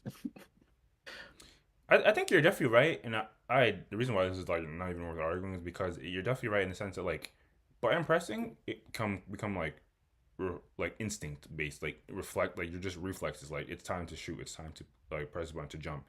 I still think it's um in the same room at the very least, because at the end of the day when you're first learning like a video game or something, you're mapping your brain to like a specific thought, like pressing this button back here, pressing like this combinations of buttons. So I think yeah, the only thing I think is I don't think it should be outside the realm of imagine what you can imagine. I just think it would probably not be easy for the vast majority of people, because you do bring an excellent point. That's what I'm saying. You do bring an excellent point, and I wonder if they'll address this. Like, how do you stop yourself from thinking certain thoughts, and especially if one's like mapped to anger, because video games are by and large one of the most anger-inducive things. Right. So that makes a lot of sense. What about you, Ghost? Are you, from what you're hearing so far, are you rolling with this, or are you gonna put yourself on the pre-order list, or are you a bit hesitant to try something like this, or you're a bit skeptical? It sounds interesting. I don't know if there'd be any, like for video games specifically, it'd be a little weird for me. But I have thought about this in general, not like the specific science, but like the concept behind using your thoughts in lieu of physical action to do things. I've thought about it a lot while working, to be honest, like when I'm doing drafting in AutoCAD. Like, what if I could just envision what I want to draft and how I want to draft it in a way that I didn't have to like specifically do it all out with a mouse. But as far as like hesitancy, I don't think I'll really be hesitant. It just seems very, very strange and abstract, but the way that I guess that they go about like the process that they described, it seems like something that could be applicable, although it does seem kind of tedious to have to map a certain thought over and over and over before that ends up being translated to an action.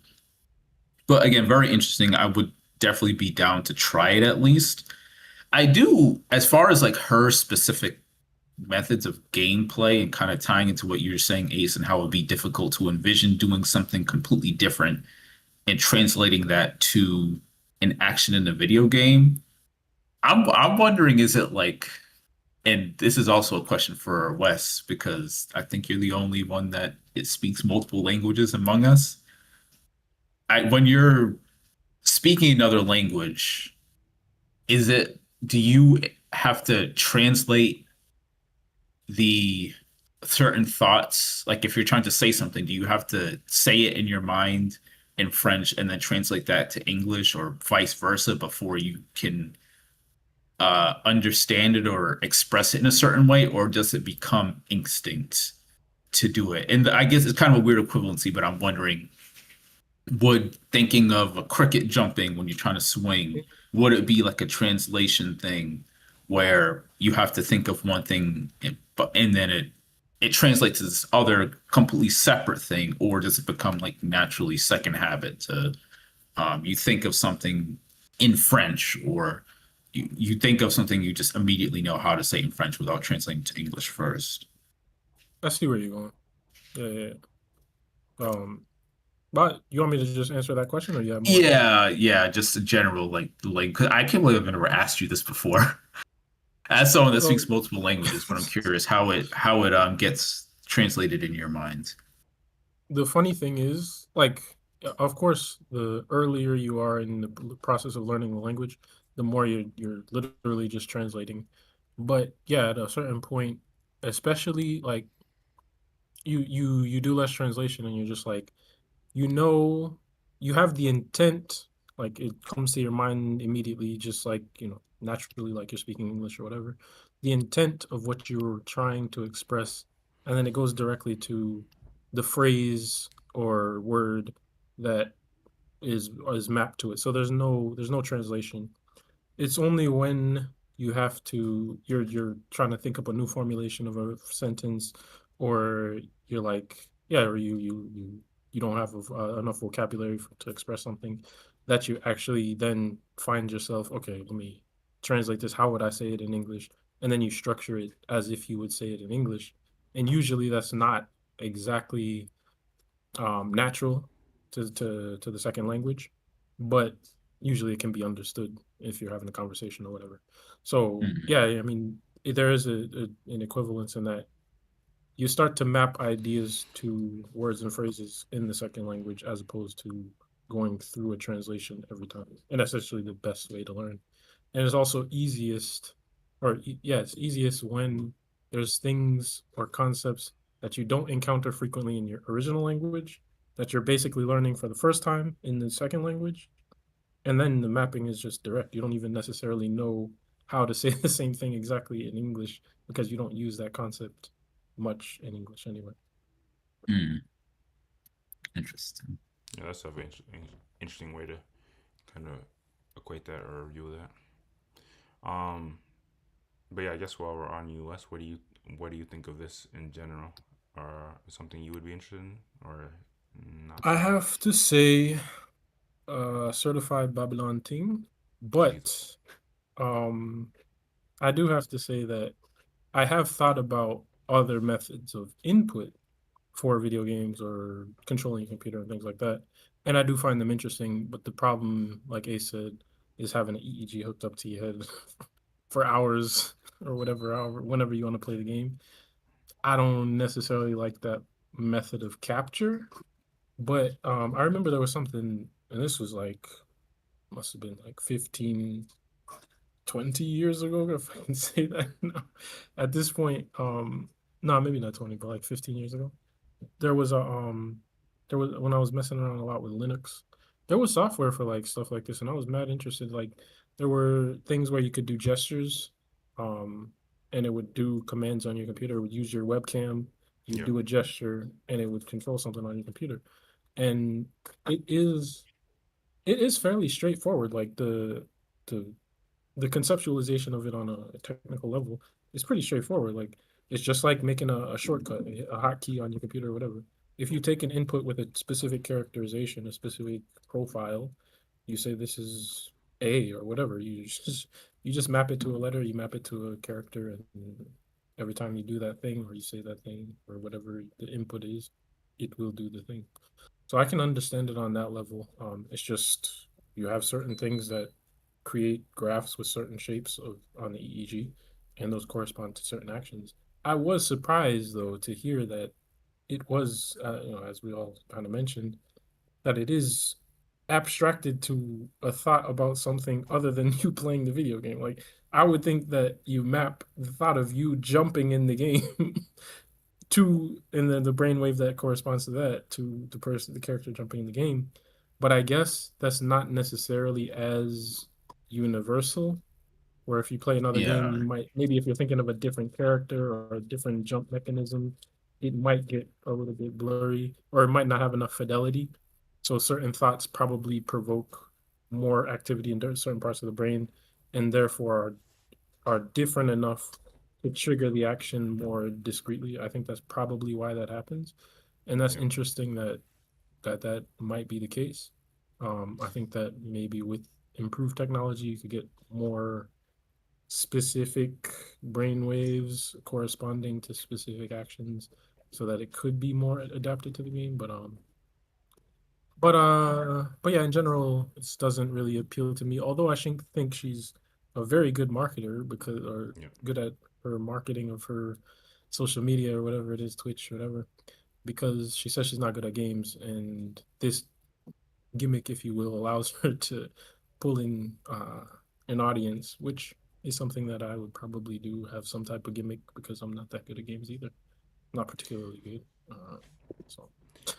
Yeah, I was thinking very similar thoughts. It's kind of interesting. I wonder if they'll get into it more. When they mention like the thought of like getting angry correlating to something in action, that makes sense to me, because in my mind, and it depends on where the level of specificity we are with the software and technology in general, I can easily attribute like a feeling that comes to your mind as being able to attribute an action. But yeah, when it comes to like specific, like if you're saying in order to swing your weapon, you think of another literal animal action, like maybe even like direction or something like that. That lends to that action. That kind of gets me. I wonder what the nuance is to like get you to your thought, or what that wave looks like and relate to the action of in the game. I do think though, like in general, the brain is pretty insane in that I think you can develop this probably more quickly than it would seem on paper, because the brain that is how the brain functions, in finding patterns and things like this. But the other thing is that as far as brain scans, I'm not sure. I mean, obviously there's some repeatability, but I also know like the expectations of or I've heard expectations of certain brain or certain thoughts or experiences or emotions, states, whatever, corresponding to exact places in the brain. Like it's not an exact science. So, and I don't know if there's a consistent repeatability, which I guess there is some, but I would wonder if every time she thinks about like on what percentage like she's able to do the thing consistently, just because of the way that the brain is not exactly, it doesn't seem to be easy to map as far as repeatability, or as far as we think that this brain is going to do this and that. That is a good point. From what they've said so far, and we'll watch the rest of it afterwards. I wonder if the location is the most important factor.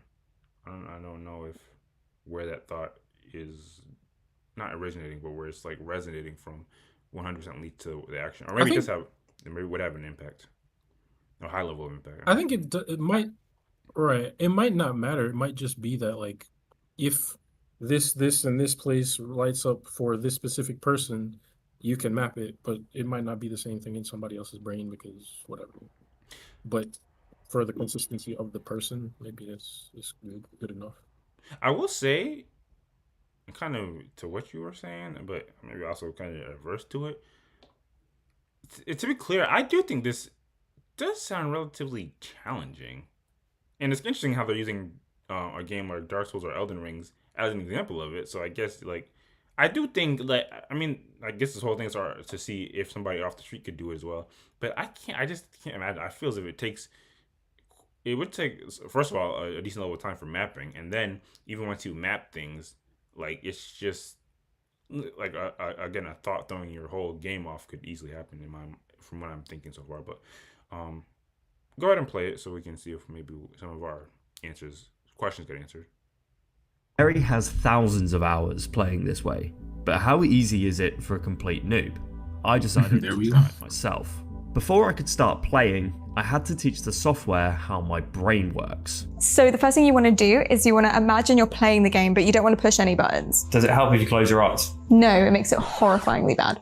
Fun part is getting your command in. So you can use mine. I had one simple task. If I could get the block to move by thinking of a pushing block, I would be ready to play Elden Ring. Basically, cool. It's looking at what your pattern of brain activity there, and if it was the same as the one you did before. So it was a little bit the same. So I had the controls locked down. Now it was time to try out my skills in the game. While my actions were determined by my brain. See, that's one of those things. I feel like they're focused on like, you know, and this video is well made. They're so focused on like trying to like quickly articulate like the process.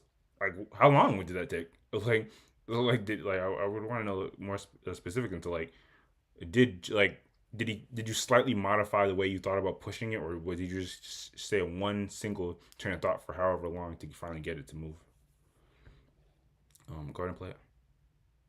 The movement relied entirely on eye tracking, which took some getting used to. Oh, I'm in a corner. This is not good. Okay, there you go. Oh, if I lean my head back, I go backwards. Okay, that's worth knowing. Like a joystick. Now I knew how. Don't that remind you of like when you're playing a racing game and you start doing this with the controller? You know, it has no impact on it. Yeah. Sorry, go ahead. To avoid constantly running into walls, I had one simple objective: get a kill. Yeah, okay, now you can attack him. Woo! You got him. Oh, he's skewing me. No. Oh no! She's skewing me. Can't die in the arena, so that's useful as well. Get him. Come on. It's a delay. The delay hurts it as well. There's so much going on. I think you killed him, or something. He lay back down again. Maybe he got bored. Yeah. We'll say that counts. That counts. He gave up. He surrendered. I made them give up. Yes, because you're so intimidating. How much did it cost to put together? So I built it up slowly, so the price of it was quite distributed. But this headset was about £1,000, which is cheap for EEGs, but of course not cheap. And then eye tracker is another 300, and then my time is meaningless, so we won't include that. And all of this, probably not that expensive actually, like 1.5K maybe altogether. Anyone have the quick maths on what that translates to USD? I know Google does. Is it double? Double it, yeah. Double? No. I know it's not double. It's probably 2,800. 1962. Oh, really? It's not near a double. 1,500? That isn't as bad as I thought it'd be, to be honest. I mean, for effectively a gaming headset, that is, I don't know. I mean, yeah, I'm from a technology standpoint, I guess it's more words. Anyway, but yeah, hearing all the facts of the matter, I guess any conclusive thoughts on it? Is this something? Do you think this will gain popularity? Do you think it's going to be something that's going to be something that anybody can use one day? We saw the success, if you want to call it that, of somebody who allegedly had no prior use of it. It seems like it didn't necessarily translate to any high level success. And for those who, I don't know if it's a specific boss or place or even event, but for those who may not know, Elden Ring and Dark Souls games are notoriously difficult. So if someone can excel in those games, like that's like the highest level, damn near some of the highest level of gaming. I would also be interesting to see if they could apply this to fighting games, because that's also a very difficult. Like you have to be very instinctive in those type of games. But yeah, baseline. What are y'all conclusive thoughts on seeing this video? I meant to say before, and I'll include this. The use case for a lot of this, when I was looking into it as well, was handicapped people who have impairments. Who can't use a mouse or can't use, a joystick and things like this.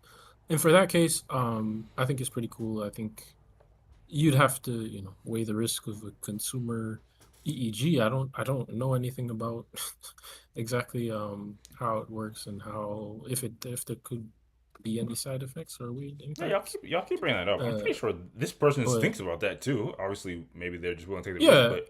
I never knew there was like a consumer headset EEG that you can just buy for £1,000 online or whatever. I don't know how she did it or how she set it up, or if she had to do a bunch of modding or not. I'm just saying, even if in the future it's shown that it does cause problems, won't they just like give you like a lead head cover or something like that? I think that might mess with the readings. A very light, basically like a lead do-rag.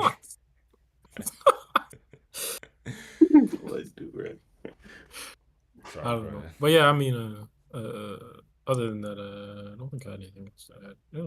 I mean, it was interesting to see that it seems to be fairly thrown together by this person. I thought there might have been more involved as far as the setup. I don't Hey know. man, this day and age, like, there's so much information at our hands, and technology is way easier to come across. Like, to be honest, I'm surprised it's not some random stoner from India putting this together. Probably got it. Like it's not that baffling, the technology itself. Like it makes a ton of sense. I almost feel Yeah, like no, I could I set mean, I this said up that. myself. Yeah, that's what I was. I feel like that too, but I didn't know the product that you can just. Oh, yeah, let me just grab a EEG where I can Yeah, set up yeah. Bluetooth and whatever. Like I didn't know it was that readily available. It seems to be. Fair enough. Ace, your conclusive thoughts?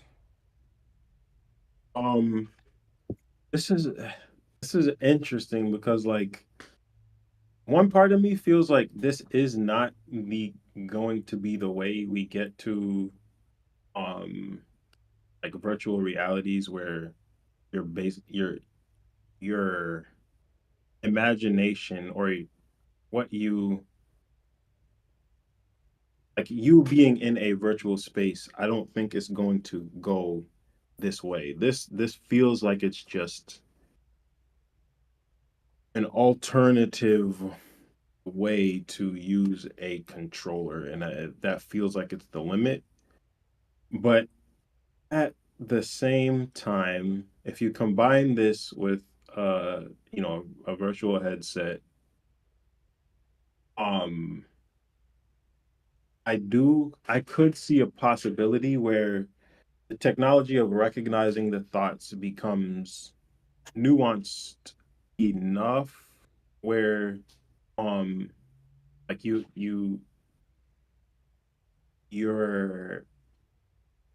you could have more nuance to what you think in order to accomplish an action, but also the whole like, okay, imagine a spinning plate to do something specific.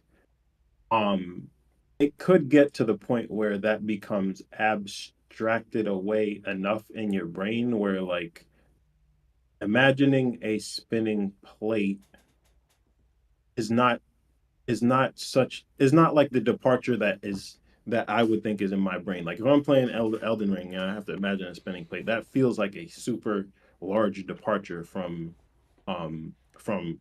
playing the game or imagining imagining an attack or something like that. Yeah. But yeah, I almost feel like it could get to the point where the brain adapts enough to where um imagine a spinning plate is it feels natural to do. Um, Yeah, so I that's what I was getting at. The brain yeah, is set right. to do stuff like that. So once you get into the habit of it, it kind of I think it creates a new connection where you're just like, this is the move. Like, Yeah. and, Yep. And coincidentally, I just read a short story by Ted Chiang called I think The Truth of Fact and the Truth of Fiction, or The Truth of Feeling. And it talks about something kind of similar where it's there's this technology that can essentially you speak into it, or you basically wear like a camera at all times, like you have a camera somewhere on you at all times, and it records everything that happens in your life. And there's a voice recognition software that gets set up where if you say something, it'll project what you're saying. I don't know if it was if it was on like glasses in the book, or if it was like a retinal projection or something like that, but it'll project that memory. So like um so the what the book or what the story posits is like eventually it'll get to the point where people saying something in order to remember something could eventually get to the point where that becomes like people's default for how they remember anything. So it gets to the point where like, okay, people would have perfect recall because their instinct will be to just sub vocalize what they want to remember whenever they're trying to remember something, and that'll be shown to them as opposed to having to rely on actual memory. And this is a science fiction story, but in that story, that hypothesis seemed like it could be valid as well, just because of how adaptable the brain is to like patterns and recognition and Yeah. changing to meet the new technologies that we develop. So it could be the future. Yeah, I guess. Got you. Definitely interesting connection. Last but not least, Ghost. What are your conclusive thoughts about this tech? Yeah, I mean, Asen was pretty much covered it, and I do think the fact that this is kind of just a jerry rig setup, and this wasn't like some super in-depth study or there's like a ton of money behind this kind of leads me to believe that this can be the future, because as this gets more developed and more widespread, I feel like it's only going to get easier and easier to map your thoughts, and all the difficulties and the hang-ups that have been brought up will kind of be solved to some extent. And I think once that happens, again, I can see this becoming a lot more widespread. But it's just very interesting. I agree. If nothing else, it's definitely interesting. Yeah, a lot of points and thoughts and connections that make a lot of sense in relation to this. I don't know. My bottom Grab line an is EEG on Amazon for a couple $100. that is definitely one of the moral stories. My bottom line is just that I definitely think this is feeds into some of the technological advances that we're definitely going to see a lot of in the future. Like was mentioned, it definitely is something that benefits those less fortunate, or not less fortunate, just those with disabilities or handicapped in some regards. And it's historically has been used. Some of this stuff is already emotional, where people that don't have all the faculties of their like joints and limbs, they use things like this, not to play video games, but to like but to illustrate their needs and or what they're thinking. Yeah, and by and large, I think it's definitely something that people want. So definitely, even if you're a bit hesitant, it's definitely going to be something that people use in the future. And I think you Ghost, I mentioned it, but definitely something I think could pop up in the workplace as well, because people can use these things to offload having to type and do all do everything with that. Then obviously, I think even corporations would want to make use of that.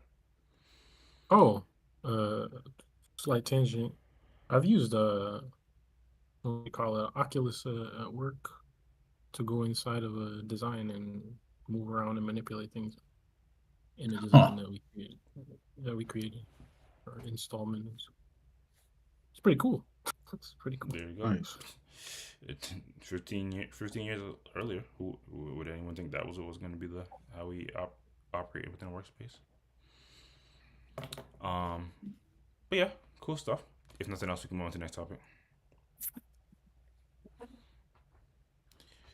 Keep in mind, we're already at 2 hours. It's only been like 2 topics, but there's been some stuff in the background, so we'll let it breathe for a little longer than usual, if everyone's available, of course.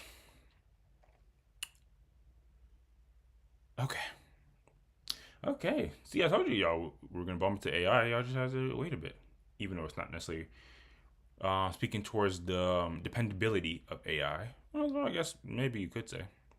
So from people using their brains to play video games to AI potentially being able to interpret what literal animals are saying. A lot of interesting stuff that you might not have known is happening in the world of technology in this podcast. So, company claims AI will soon be able to translate what your pet is saying. Yes. Baidu, I believe that's what you say, a major Chinese tech company, has filed a patent for an AI system to translate animal sounds into human language by analyzing vocalization behaviors in physiological signals to identify pets' emotional states. The system aims to enhance emotional communication between, well, we all know the aim of it, between humans and animals. Still in research phase, it reflects growing global interest in decoding animals' communication, with similar efforts like Google DeepMind Dolphin Gamma, which analyzes dolphin sounds to uncover potential language patterns. Advances in AI are fueling these projects, though debates persist about the true communicative abilities of animals, as seen in studies on dogs.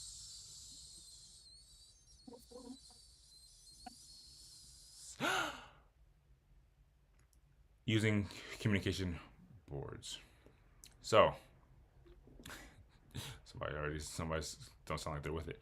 So, yeah, definitely something we've all thought, whether you've had a pet or you just walked past a bunch of birds, whether there was that one squirrel that ran in the middle of the street and you wanted to curse at it, and maybe it might say sorry if it could talk. I think one of the things that humans often think about is, what would it be like if we could communicate with other species? What would we learn? What would we discuss? So on and so forth. And I don't know. This is necessarily indicating a timeline, but it's definitely in the conversation. And like they said, debates are definitely already starting to brew about whether this is something that should even be something that should exist. We've all watched Wild Thornberrys back in the day, even though she was all getting into shenanigans. It seemed like they were having fun, having a talking monkey friend. Anyway, I don't anything to do deep dive. I mean, it kind of outlined where it's at and how it plans to achieve its goal. What do y'all make of this? Do y'all think this is something that, based off what we consume so far, do you think this is possible? And do you think it's something that, by and large, should exist? You think we should be able to communicate with other species? We'll start with you, Ace. What's your thoughts on it?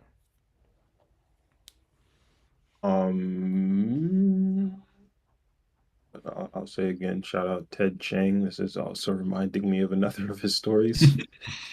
Story of your life. Are you dying to know what cats and dogs and other animals are saying? No, I'm not. I don't. I can't really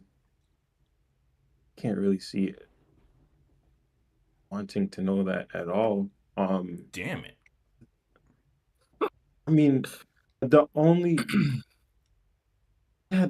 instance would be like if they're sick, but at the same time, I can't realistically see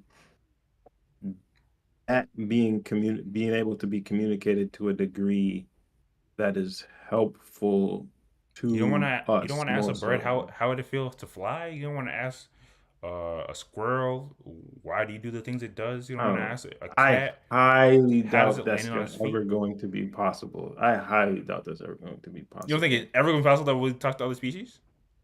Not to that degree. Not to that degree. Because I don't think other species have those thoughts, like how it feels to do something. Like the way I imagine this. You don't think they have the thoughts, or you think no one asked them? Like no one asked you how does it feel to? Well, I guess you could be asked how does it feel to walk. But I don't think they have the thoughts. I think they just experience. Oh dang! This is about to get metaphysical. Oh, we gotta say this for a whole another time. I'm not gonna go down the rabbit hole of the metaphysical aspect of it. All I was going to say is, like, I think I can see having a dog, or even having a monkey, like, look at a shape or something, and then maybe it vocalizes, or maybe even like the language ends up being like a sign language type thing or whatever. But let's say vocalization is the method. So the monkey vocalizes a specific thing every time it sees a given shape, or like a group of sounds that you can generally associate with a specific shape or a specific action or whatever. I can see that getting to a point where, okay, now you can put a voice thing on the monkey's brain, and you hear it say food, or you hear it say shelter, or whatever, or refer to another monkey that it cohabits with. Like, I can see that being a thing, but like actual real deal conversations about feelings, or it um what it remembers, or what it wants to do in the future, or things like that. Like, I can't imagine that a pet, or sorry, an animal, um not only that an animal has those things, but that we can we can extract that from the sounds that the animal makes. Because like, how do you even if they have those thoughts, how do you like do that by association with images, or association with Scroll back up, Ghost. actions? It obviously is not as extensive as the video articulated, but AI system to translate animal sounds. So the animal would communicate a sound by analyzing vocalization, behaviors, and feels. So basically, it would just be identify. Not basically, because obviously there's a way more software that goes into this, but it's more patterns. You take the pattern in the behavior in like signals that animal is. Isn't it kind of how we talk? Like our brain, it has a thought. All the systems in our body, and like this is a way grow. I obviously we're no one's in the medical field here, but all of our bodies create and the signals work in thus that we can communicate what we're thinking. So it's the same. Yes. It basically, like the barking, also based off of the animal's feeling and thinking, is going to translate to a vocation that we can understand. Right, I get that, but there's only so much you can associate. Like, there's only so much you can associate with what that barking pattern is, or what the body language is, or whatever. Like, I don't see it being enough to get deep a deep level of language. I don't know. Do you think it's because there's got to do be you a think better way to it's say it, but the lapse in technology, or you think it's because animals lack?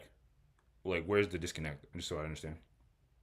I think it's Or you think it's I both? think it's animals, like the lack of level of I mean, you could call it intelligence per se, but not necessarily that the animals are not smart, but I don't think they think in the way that we do, where they have these I'll be honest. like sophisticated levels of thought. You starting to sound like how when Ghost dismissive of the capabilities of AI. Some animals are out here doing calculus.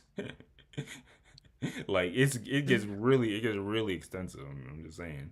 Even the fact that even the fact that when you see, I mean, maybe I watch too much animal videos online. Even when you see animals are understanding of like when a woman's pregnant and things that the implications of that, like treating like babies differently than you treat other animals or other beings. Obviously, some dogs can get crazy. The fact where they from playing piano to like understanding that like a criminal and like quote unquote somebody doing something illegal or something like that. Like, I don't know. This Cats is all obviously pattern. historically have been known to like be incredibly, as Wes would put it, devious in some regards. Like, I think again, Okay, okay, okay, okay. it's You not know the same. what? It wouldn't be the same across board. I'm pretty sure there are some. I don't think. Well, to be fair, bugs maybe something that's like. Although ants get really smart sometimes. I don't know. Yeah, yeah, yeah. No, you're kind of winning me over because, like, if we could communicate back to the animals in their language, in a way that they fully understand, then that would almost certainly enhance the pattern recognition um that we could apply to them. Because if an animal can learn to, whatever you're saying, play the piano, skateboard, roll over, even, like, Airbud. just based on um a reward system, essentially, like keep rewarding good behavior,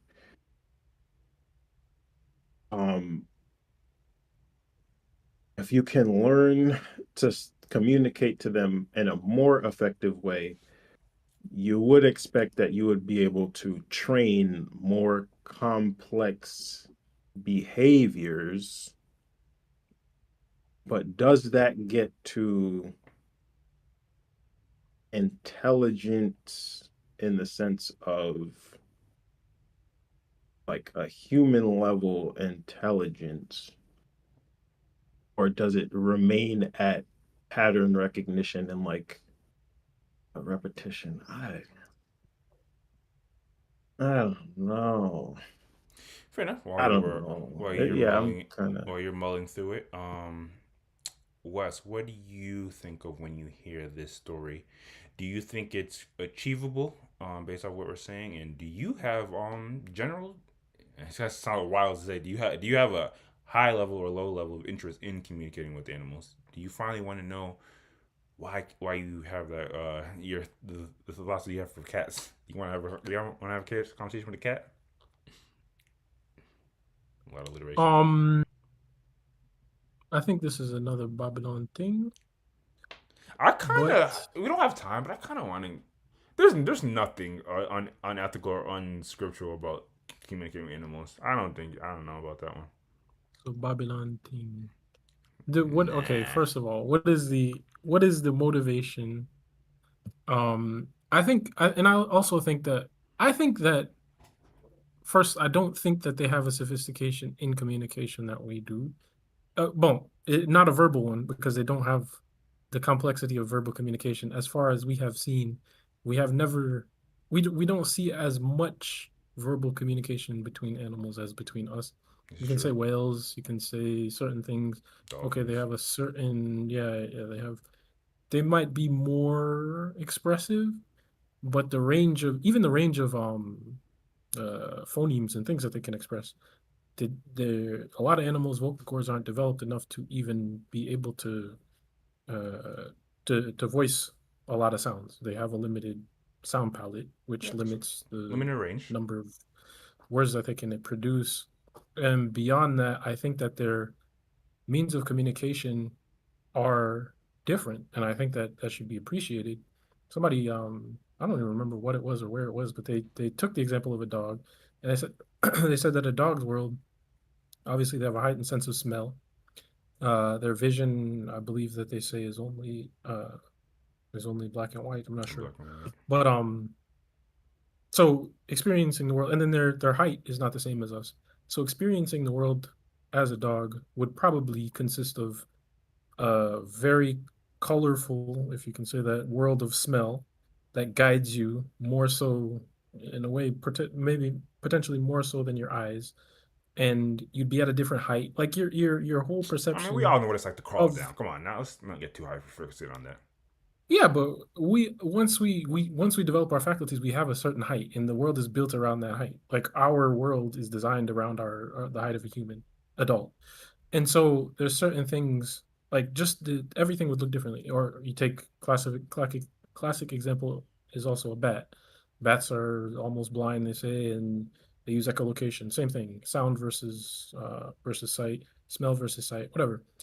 They have complex systems of, you could say, communication, navigation, interacting with the world that are interesting in and of themselves. Yeah, aren't you just describing all the things that you would want to like get a better understanding by communicating with animals? No. It would be interesting to have their perspective on it, but I actually, to go with Ace's first type of sentiments, I don't believe that they have the powers of expression because they're not practiced in expression the way that we are. Yet. Like I think that if they were to, if we were to impose, like, because we speak to dogs, right? Dogs can understand us to a certain extent because they do certain things based on what we say.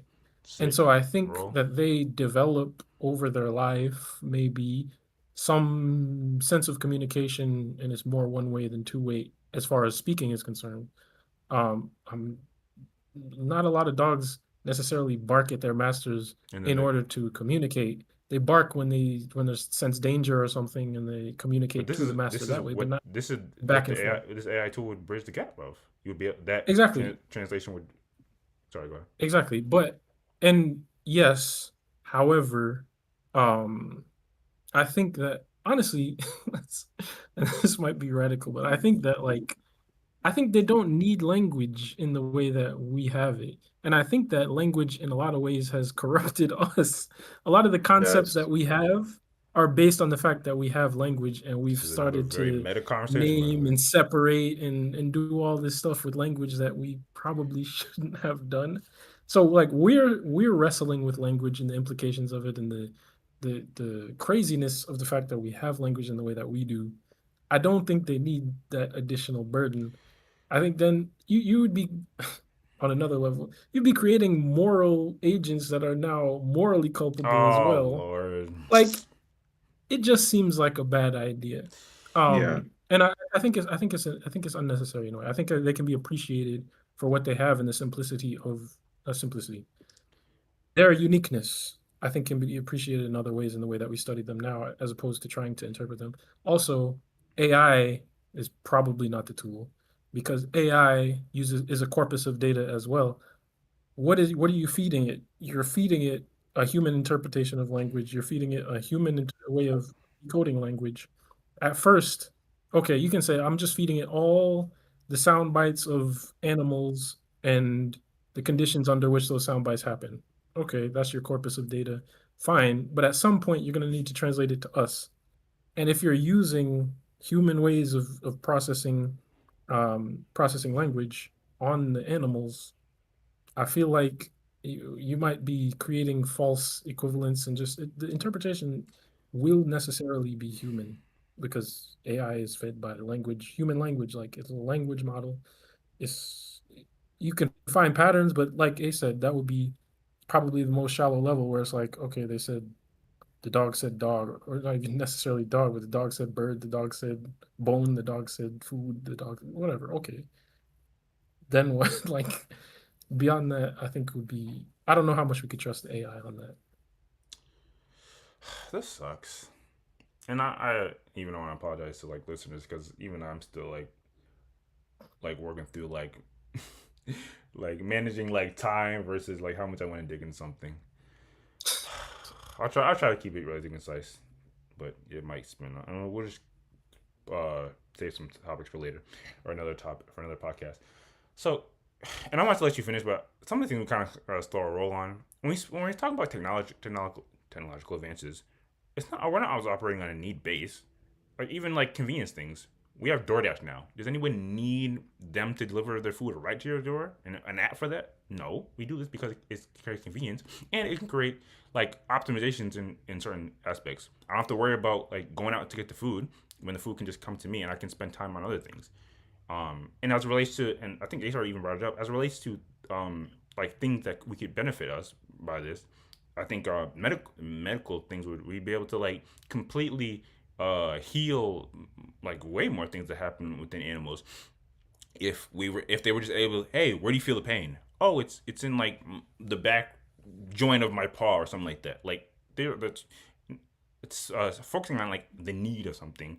That's I'm not sure about that. we'd still be like horse and carriage if we're talking about need. I'm not sure about that because animals, I think, can pretty well express where the pain is by, okay, if they're limping, and the level of detail that they could express. We can't express that much detail. If I had a pain in my spleen right now, I don't know that I'd be able to articulate that it was my spleen. Like, also, just to quickly jump in here, keep in mind, this doesn't increase the animal's capability of understanding what we're saying, right? Like, it's just so we can understand them. So we're not going to be having these in-depth conversations. I just wanted to quickly mention that. First of all, everything starts from something. Yeah, I get that. This does lead to a world in which you are having an in-depth conversation because right now, when you talk to your animal, it just barks back at you. With this, if this was perfect, when the animal barks back at you, you can understand. And animals can learn over time, and you can learn over time. So it can. So you're telling me you're going to teach an animal to understand human speech? Well, They already do. To a advanced level, not just they can equate you saying what sit is to them advanced? sitting. Some dogs can literally, if you say, "Hey, go like watch my kid," the dog is going to know that I have to stand by this child and make sure it doesn't go outside of some certain. First of all, I think you're, even if you're not exaggerating, I'm not.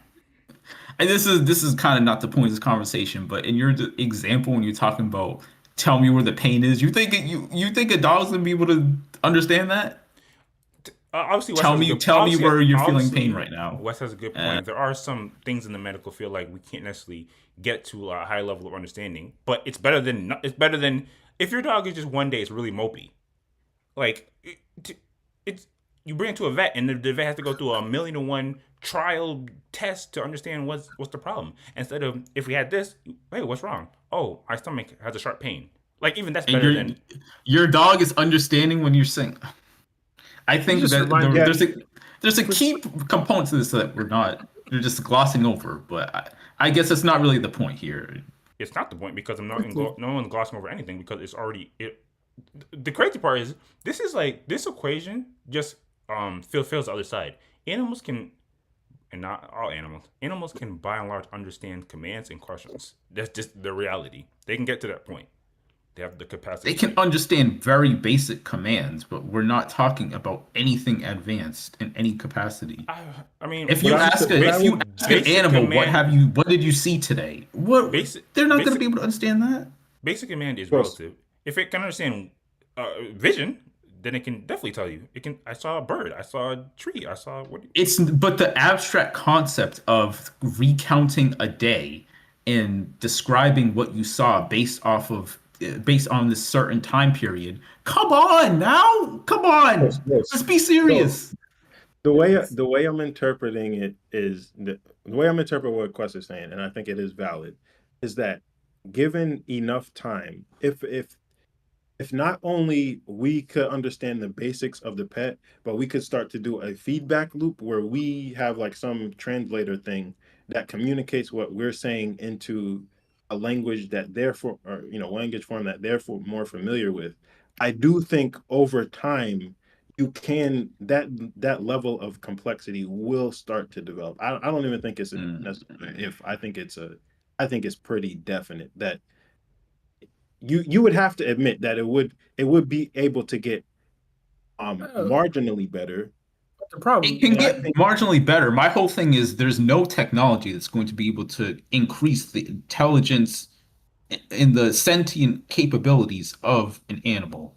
It's the same thing it's the same way that AI is learning that you would be training the pets. Though, bro, that's the other. That's the other thing. There's a major factor. Wes, please. I'm with you, but there is a major limitation. Is that let's say dogs, they only live to what, 15 maybe max, 12. Yeah. Okay. So time. So yes. Okay. Is that plus the fact that what? Plus the fact that they're if their mental capacity is limited in any way by their physical brains. You can if you get a dog to a let's say even a 10-year-old level of understanding, and then the dog has a couple more years left to live. I mean that's great, that's impressive, but I have a doubt that they're as capable of learning as even a human child would be up to 10 years old. Like they're absolutely not. There's no question. There's not. Yeah. We might have to spend a podcast just watching the amazing things Quest, dogs can do. Are you telling me? No, Quest. Why would we believe that humans have an amazing capacity for learning? Why would we believe that dogs are equivalent? I'm saying, given the right conditions, I'm saying dogs, and obviously I'm not like you have to. I don't want to just start spelling nonsense. I'm pretty sure some of this can maybe even be like researched. I'm pretty sure dog can reach like damn near 11, 12-year-old. You're out of your mind. You are out of your mind, Quest. Right. You're out of your mind. You're out of your mind. You're out of your mind. The problem is also it's like I'm not even sure we're on the same like playing field of what relate to like intelligence, because some things are like you can just like physically like pattern it to and like map it out that way. But some things 2 to 2.5. A baby. I mean, Right now. I mean, is this average? How are you proposing that we increase this? That's an adult No dog. matter how, if AI can This increase person. the capability that we communicate. We cannot communicate with them in the way that they are. First of all, I more think familiar. we're all All right, intelligent. all right. I think we're all intelligent enough to not just go based off what exactly the AI is saying. Because this a two-year-old say- can't do some of the things that if you tell a 2-year-old to even if we allow them the possibility of evolving to a 10-year-old, let's say, the intelligence of a 10-year-old, how philosophically deep do you get with a 10-year-old? Okay, that's another component of the conversation. Of the limit. That's I'm not here, and my apologies if I'm coming off that. I'm not here to come out here and say we'll be able to talk William Shakespeare with dogs. I'm not coming. We'll be able to talk like, oh, what do you believe happens after death? I'm not coming on here and saying that. I'm just saying it'll be. Well, I think some of the basic examples. What did you see today? As long as they can understand the confines of like some level of time, which y'all keep saying they can't really remember. They absolutely can remember stuff. I'm skeptical. I'm not saying that they can't remember things. I'm talking about time is an abstract concept. And thinking of things in the manner of a time period where the dog is not just, oh, have they seen this person before? It's in this specific day, these past 24 hours or whatever. I am telling you that I strongly doubt that any animal, no matter how much training we can give them, but I don't want to say any animal. If we're talking about a dog and kind of animals on average, they are not going to be able to grasp that complex concept, because I know you're saying that even if we're talking about 11-year-old, we're not talking about teaching them Shakespeare, but time, we're going to teach an animal about the concept of time through AI communication? Are we serious right now? We act like it needs to get like to a high level. It's just literally like it is a high level. I think you're underestimating the sheer impressiveness of human intelligence and capability for learning, because just saying that they can I think that's where like the fundamental like problem, not fundamental. I think I might be, like we're kind of like misgauging what intelligent looks like. Like who taught you like what happened? What today? The concept of today. Right. We kind of just naturally grow into that. Like yes, and the whole point. Dogs, animals do not do that. I mean, you just don't know that at all. Dog, oh my god, I cannot believe that this is. We don't. He's right. Like we don't know per se that dogs don't have a concept of time in some way. Like it gets lighter and darker. Like what you don't. Is it impossible for them to understand the course of a day? Based on that cue, at least, like maybe they have some concept of that. And if they don't, given the lifespan of a dog at the end of towards the 10-year mark, I don't think it's necessarily impossible to believe that they could get to that point over that amount of time. I think we're just going to magically teach dogs to learn at a similar level to humans. You're using the language. You're taking basic, the basic level for now. You start to be able to formulate the way that they can communicate better, so that you can communicate to them in the way that they're better at understanding. That language and communication is going to get to more complex levels of communication. And I disagree. There's a certain communication can only go so far. You need to have an innate ability to learn these things. And these are animals. These are animals. They do not have anywhere close to that level. But we can see very complex things that dogs can do now. I don't understand how you're just going to say outright, oh, if we have a better level, a more complex level of communication, there's no way that they're going to be able to do X, Y, Z. When we don't, like we've never been able to push it to that point. So how can we know the limit? I'll give you the time thing. Yes, they only live up to 10, 15 years max. So yeah, you're going to be limited by that for sure. The brain capacity based on the brain size, yes, for sure. But we do not know the limit for sure.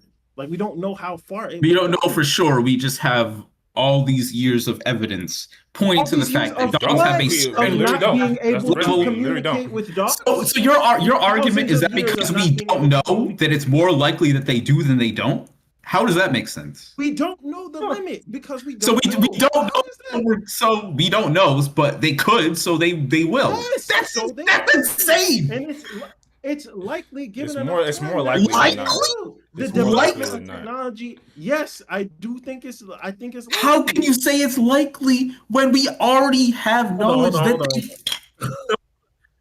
I don't know Hold what on, you think hold we have on. knowledge of. I think to say that it's likely that communicating with animals, let's say for our case dogs, would produce some change over time is fair to say, but the degree of that change is dubious. I would agree with Ghost in that. It's dubious. Also, I don't think it's a good idea. I will side with you 100% there. I do not think it's a good idea. I think if we gave dogs in the extreme, What are they gonna take over? What's the problem here? No. I would say in what I deem to be the extreme unlikely case of like dogs gaining just the intelligence of an average human. I don't think imparting quote unquote like human intelligence or human cognitive ability is necessarily a gift. No, it would be a burden. Like yes, it comes with like I mean, Wes was saying the moral implications of it in terms of like giving an animal moral things to moral questions to like overcome and wrestle, plus like anxiety, well,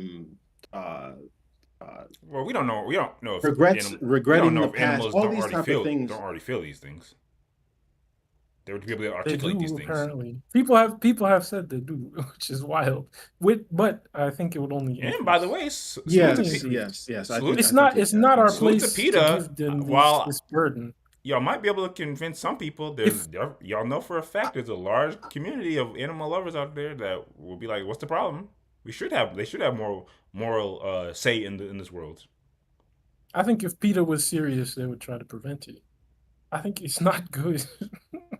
Sorry, not if PETA was serious. PETA's very serious. If PETA thought about it.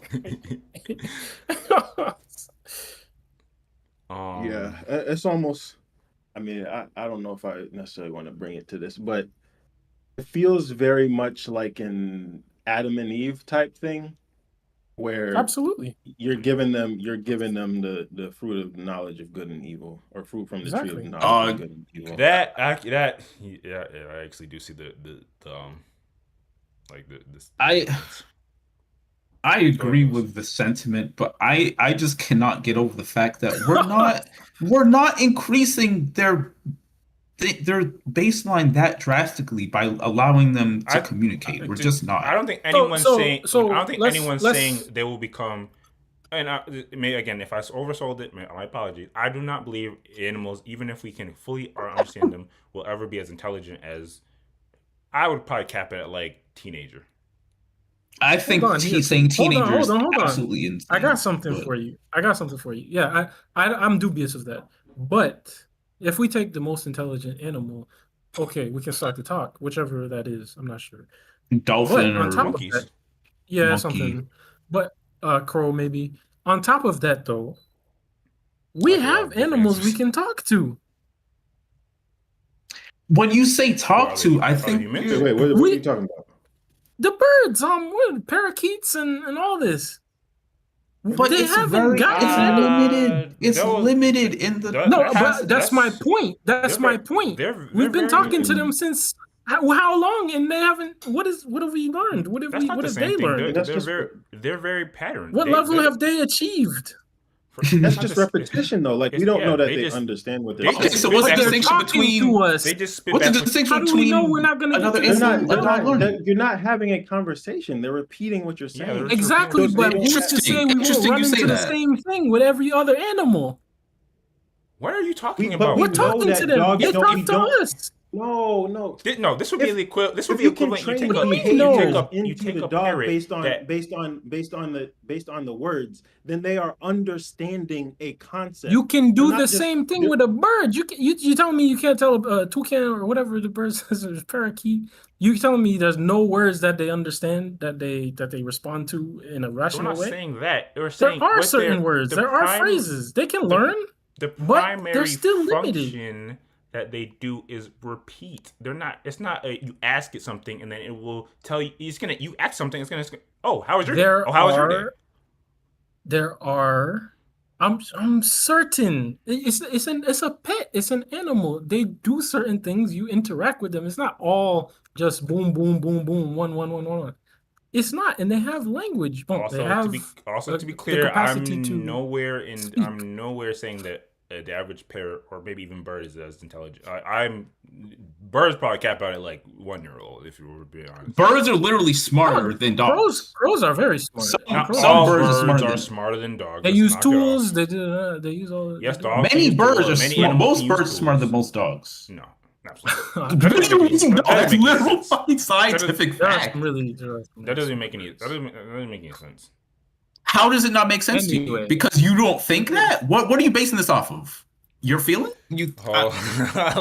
Listen, let's all settle down. let's be 100% clear. Let's all settle down. Some of this is a matter of like the size of the brain, like what has been shown that birds can do. Obviously, I understand that crows in particular can get incredibly intelligent, and historically we have used birds to carry things and things of that nature. But when we look at dogs I'm sticking on dogs and cats.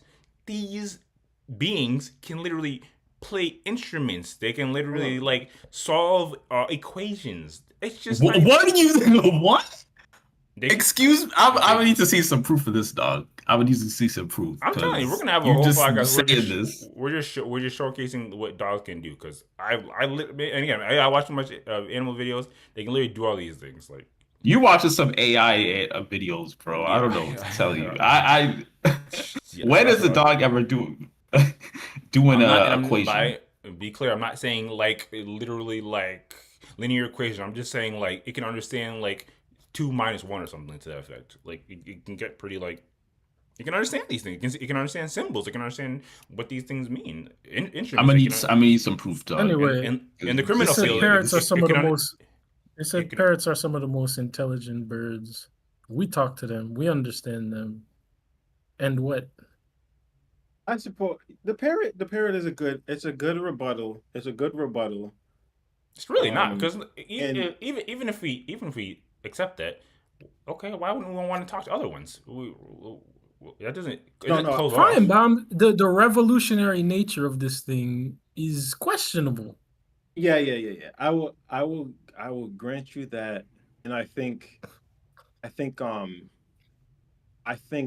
the training of the dogs to be able to get to the point to understand like more complex language, it's very unlikely that it would be where just the average person or dog owner would be able to get to that point with the dogs. I think it would almost have to be like a lab type thing where you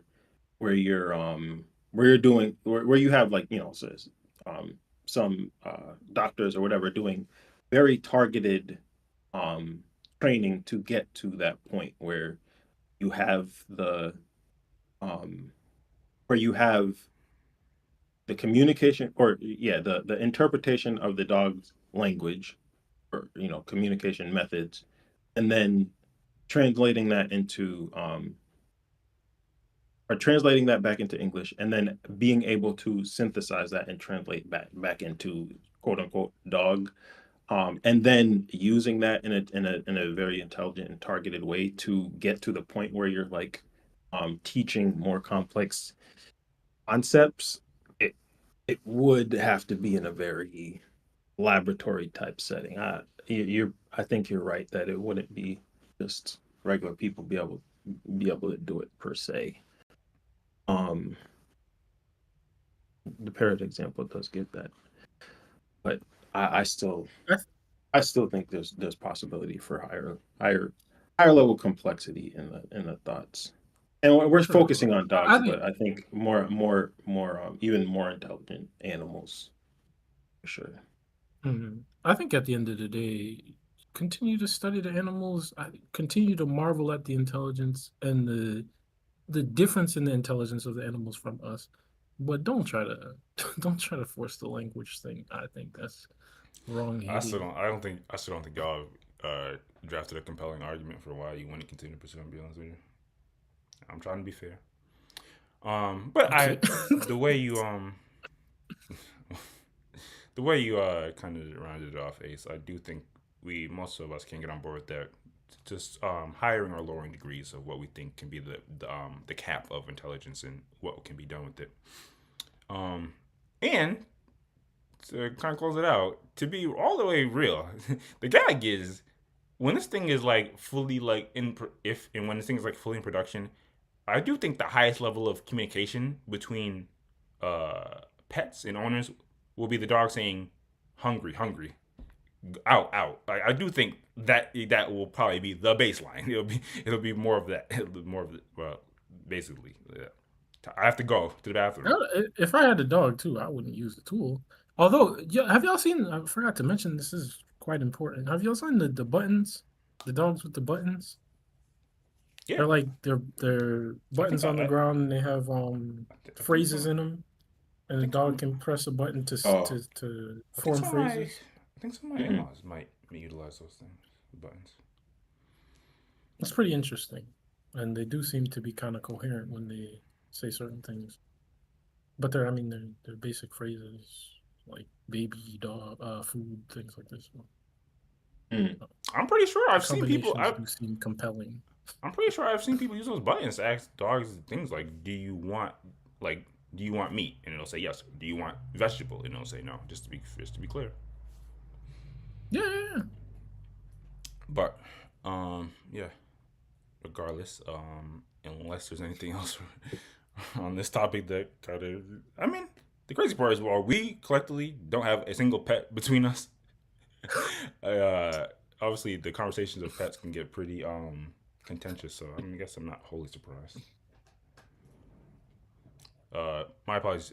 Our apologies to any pet owners who are pissed because people that don't really even care or have pets are talking about animals. But there's definitely some pet owners that are pissed at Wes in particular, and maybe you, Ghost. I'm just saying. But unless there's anything else, come on to the next topic. Hopefully we can blow through some of these. What else is? Oh yeah. Oh Jesus! In my head, there was like nice smooth transitions. I didn't know what it would evolve into. But I think let me actually put some of this in the intro. 1 second.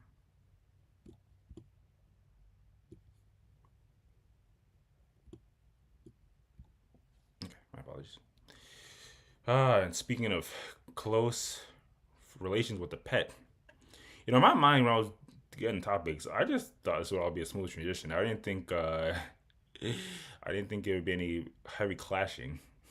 But I think if you've listened to this podcast all the way through, or you listen to some of these videos in order, depending on how you consume our content, you'll start to kind of understand people's positions on these particular topics. So I'm going in with more assumptions of what the sentiments will be, but you never know. So this particular story made some rather big headline news. I think just because anything involving Tom Brady, salute to Tom, is just going to make big waves because people don't really... You think it's fair to say, Ghost, that people don't really understand his personality? We just know he's kind of like the greatest of all time in some regards.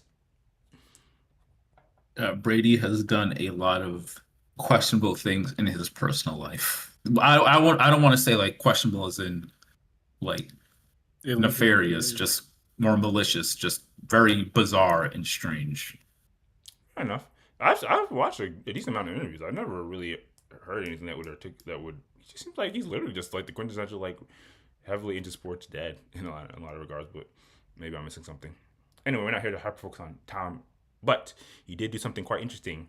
So it's a Hollywood Unlocked. So it's Jason Lee.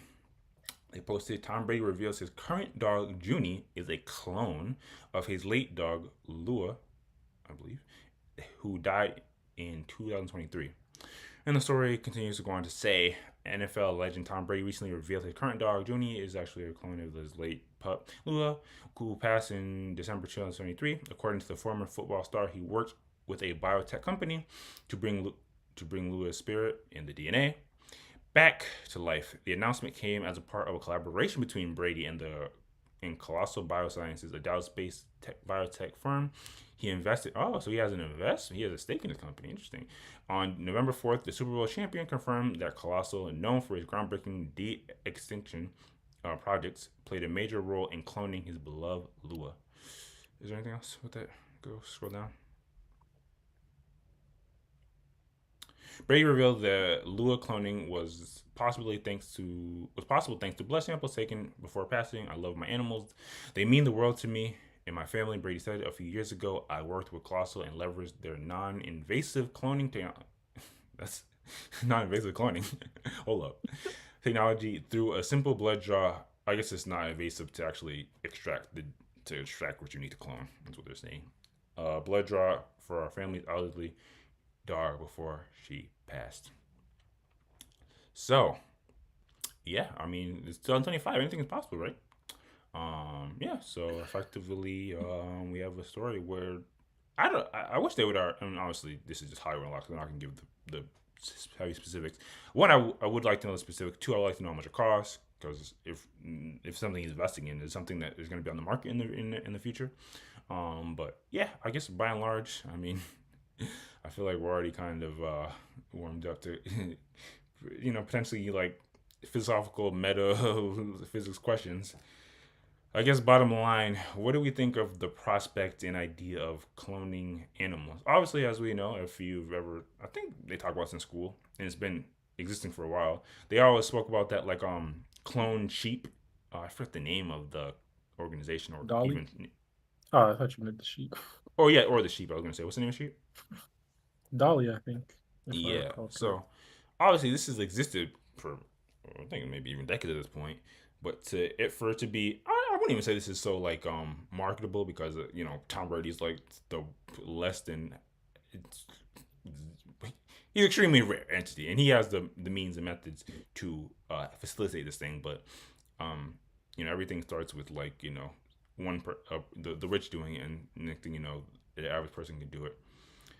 But there are definitely more implications to this. There's obviously like where technological implications to this is. When we say a clone, like what does that mean? Is it truly just the DNA of that previous? Does this dog? This dog doesn't remember anything. I mean, this is getting weird. Anyway, I'm curious to know what you guys are thinking. What questions come to your mind? I guess is even a better question when you see this story. I guess I'll wait for I guess I'll hold back on you a bit for you, Wes. Ghost, what do you think of this? Yeah, I think I already know what Wes is gonna say, and I think I'm gonna be right there with him. This is just, I think like I did do a little bit of background research on this, and they basically, I think, long story short, took the cells of the dog, the DNA, and were able to replicate it in a process that involved the breeders, and the puppy that was born had the same DNA as his old dog.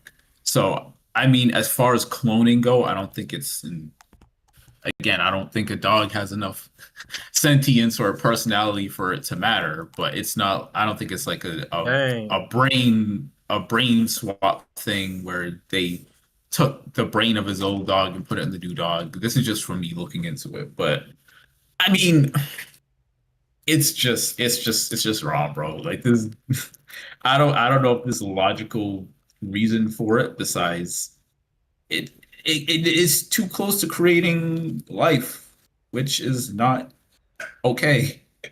I think for me, it really is that simple. It's kind of weird. Say it again. We do it every day. What do you mean? I don't. You mean like creating life and having children is a lot different from what I mean. What is your definition of creating life? Creating life that was not there before of your own volition in a way not intended by the Most High. Oh, so this is Wait, okay. As long as we show we're saying, and obviously we are, centered around like the scriptures as much as we try to be, just to let people know. Go ahead. Is this a test tube type thing?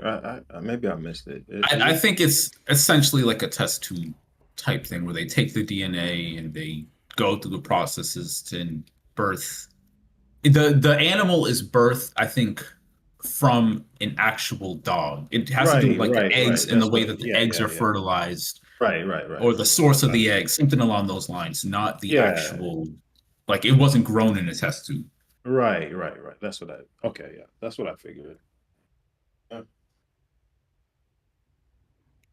But I am very curious because I mentioned that I don't think that a dog has enough personality for it to be carried over. But if this was done with a human, would there be personal traits or anything like that would, if it was cloned with a human, which again they've definitely done this with humans at this point. If it truly is like a clone, then and it has the same DNA, although we don't necessarily know the full ramifications of transferring DNA, if that really translates your desires, your likes, your interests. But I don't know. I would think at baseline, if a dog, sticking to a dog, if you clone a dog, if that dog really likes chicken, that next dog really likes chicken, but maybe that dog just happened to like chicken as well.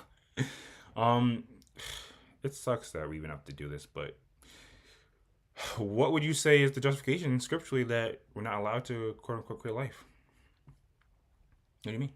You said what would I say is the justification? I mean, especially if it's not a human.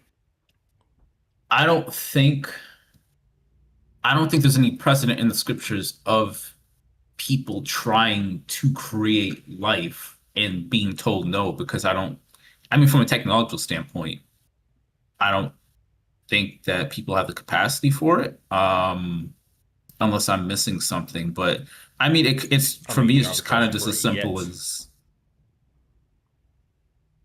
Say that one more time. We don't have the capacity for it yet. Yeah. I'm speaking more so like back then, because we have advanced technology. Like, I'm saying back then. I don't think. Nah, you're slacking on the scriptures.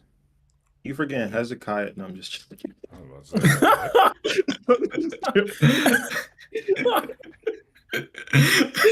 like, damn, was there something I forgot?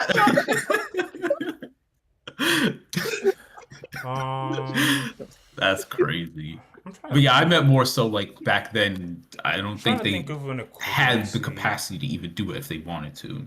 I mean, Solomon probably did if he wanted to, I guess, if you want to go that route. But I mean, technically, when we're talking about scriptures, well, I am always suited to Dr. Strange. I am of the mindset that even the miraculous things probably did have by means of physics way to translate it. I mean, technically, people were like turning rods into snakes. Whether that was like a frozen snake before, and then they melted it really quick. Okay. There's precedent, although that was endorsed by the Most High. But yeah, there's a precedent. I'm talking about even the other side could do it as well. Yeah, I guess that. Yeah, you're right. Okay, I think that is an example. Witchcraft. Yeah, I mean, it definitely was not endorsed by the Most. Oh yeah, actually, that's you mentioned it. Right. I'm pretty sure. Yeah, just cements it. Right. Most I was not with that shit. All I was doing was asking. That's all. All right, you're right. Yeah, that is a good example, though. I forgot about that one. Although, like you said, one aspect was endorsed, so I guess you could say that was just an extension of the Most High's power, but fair enough. Again, nothing immediately comes to mind, but there's probably somebody that could jerry rig. I'm forgetting a little, but in the Bell and the Dragon story, wasn't there something to do with? I don't know if I'm getting mixed up, but I thought there's something to do with reanimation. I don't know.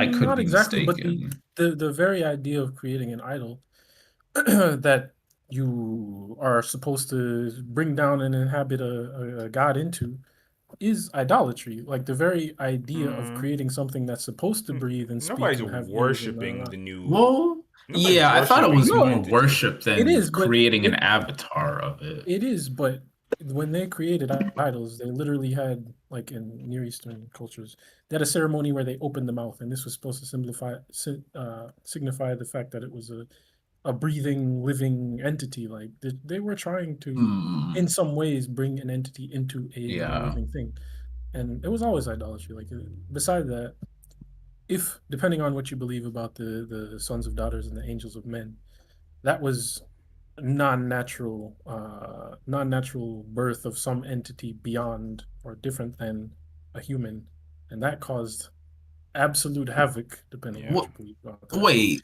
like absolute havoc. So say that one more time. Before the flood. I thought that was. Sorry, go on. No, yeah. Based on what we learned, it was men, but there's a lot of indication and scriptures and things that lead to an interpretation that it was angelic beings that slept with the daughters of men, and it caused absolute havoc in certain trains of thought about ancient Near East. That was one of the reasons that we have sin in the world. It was also the source of demons. Like it was just depending on what you believe. I thought that chaos. was that they birthed just humans, just not of the lineage of Adam. I never realized it was like non-human entities. I didn't know that. There's a lot of scholarship on that, and yeah, if we are to believe it, it's the source of demons, literal demons. Like the moral story is it did cause chaos, and again, if you really want to dig into it, some is recommended you do your own research on. To be honest, it's nothing worse. It's nothing worse. Like sorry, I just remember one more scriptural basis that it does. There is scriptures that say you can't crossbreed animals or plants if you want to go that route with creating. Like I don't know if it's the same. No. Yeah, it's not the same. It's not the same. That gets into like the process by which you do this. Right. It's not the same, but the theological impact of that type of those types of scriptures was the fact that when you mix when you mix land and air, when you mix different things from different parts of the created environment as they were supposed to be, you are creating something that is a type of like bastard thing. It's like it's not natural, and there was strong prohibition into things that were not in their natural order, and mixtures and mixing. Okay, we're gonna take the there DNA, definitely all this type of stuff is precedence of like not mixing things, and we know a lot of that does oftentimes blend into some type of witchcraft. I think someone could easily draw a connection to like some things that we have chemists in this world, and they're not all doing inherently negative things.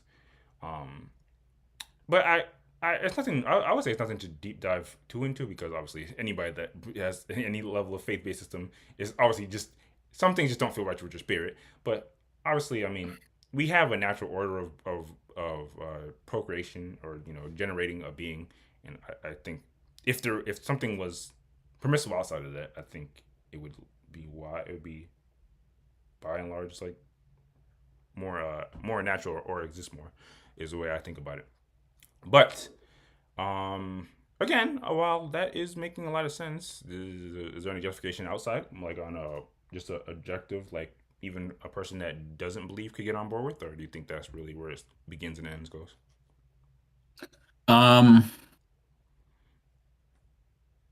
Yeah, as far as an objective reason, I don't know if there is, just because a lot of it, like a purely logical based, like this will lead, like how incest, for example, will lead to like biological issues. Those clones are sterile too. I'm not sure what the case is for this dog.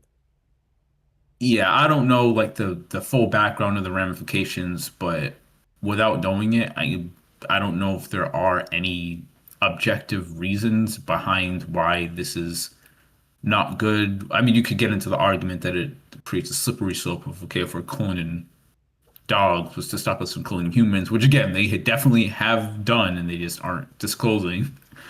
But yeah, it just, I think at a fundamental level, it just feels wrong.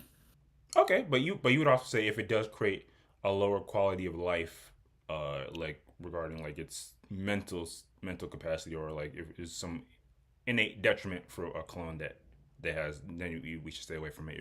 Is also what you're saying. Yeah, like I think we should stay away from it regardless. But if there was something that came out, which I think it is likely that, I don't want to say likely, but it's possible, then I think that will just create a even more convincing argument against it. Yeah, There's I know in dog species that shouldn't exist. in fiction, Yeah. in works of fiction, when you clone something, that the clone would always have like a lower like lifespan or something like that. I don't know if anyone would care about that. What about you, Ace? We got clone dogs in this day and age. Are you rolling that technological advance, or do you think it's just something we gotta stay away from? I can't necessarily give like a an objective reason why people should stay away from it per se. It if it's essentially like birthing a dog that would be the twin, like have this a similarity to twins, then the the ramifications of that just from like a biological standpoint or whatever are not significant enough for me to say um that there's any huge inherent issue with it.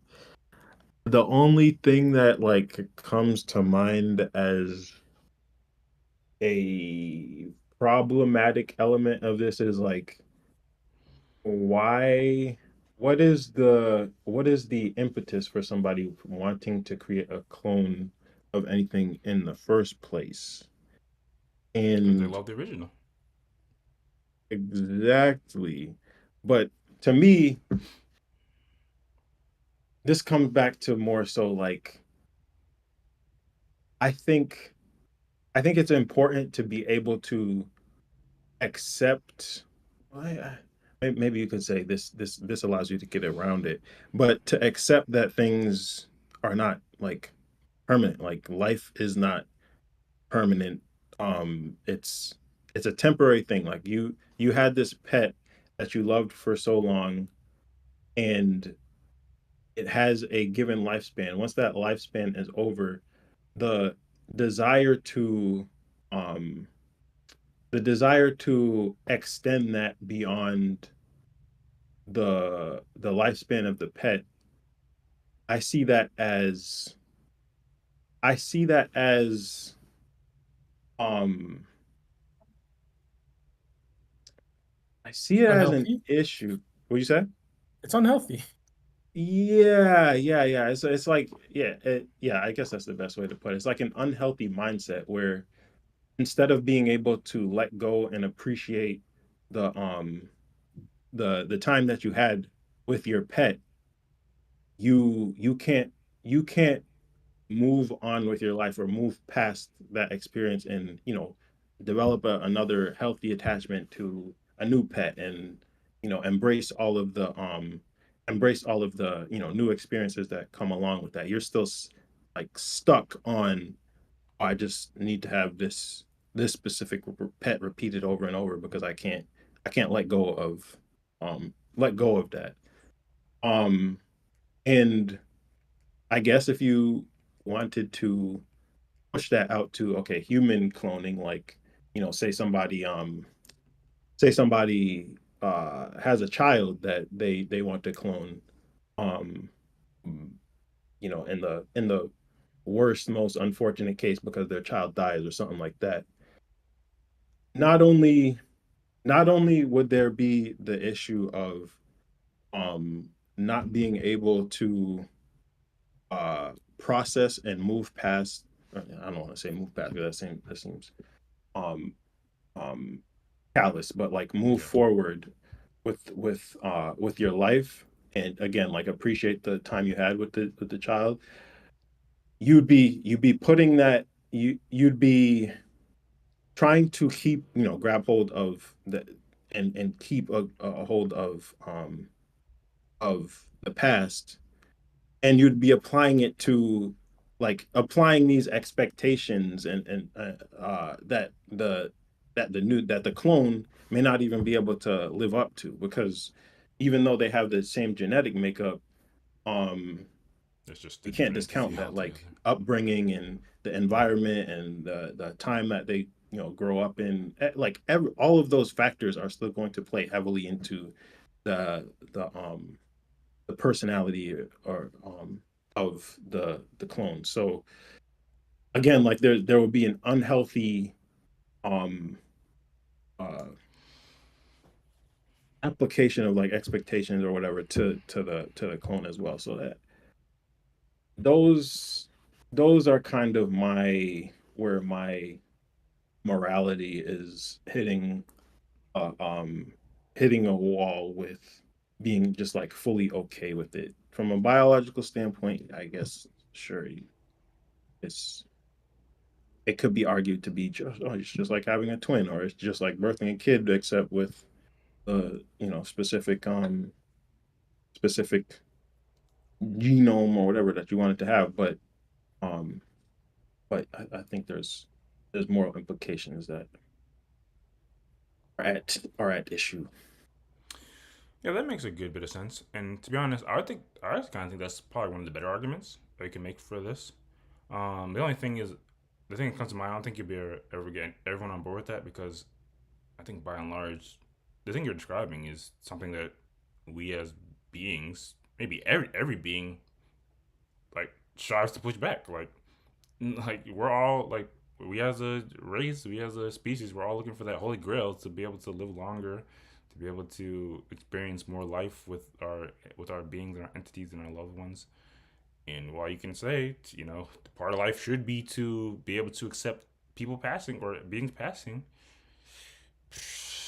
is there any entity outside of something that's faith based that states that? I don't know. Right. Yeah. Yeah. It's very much like a uh um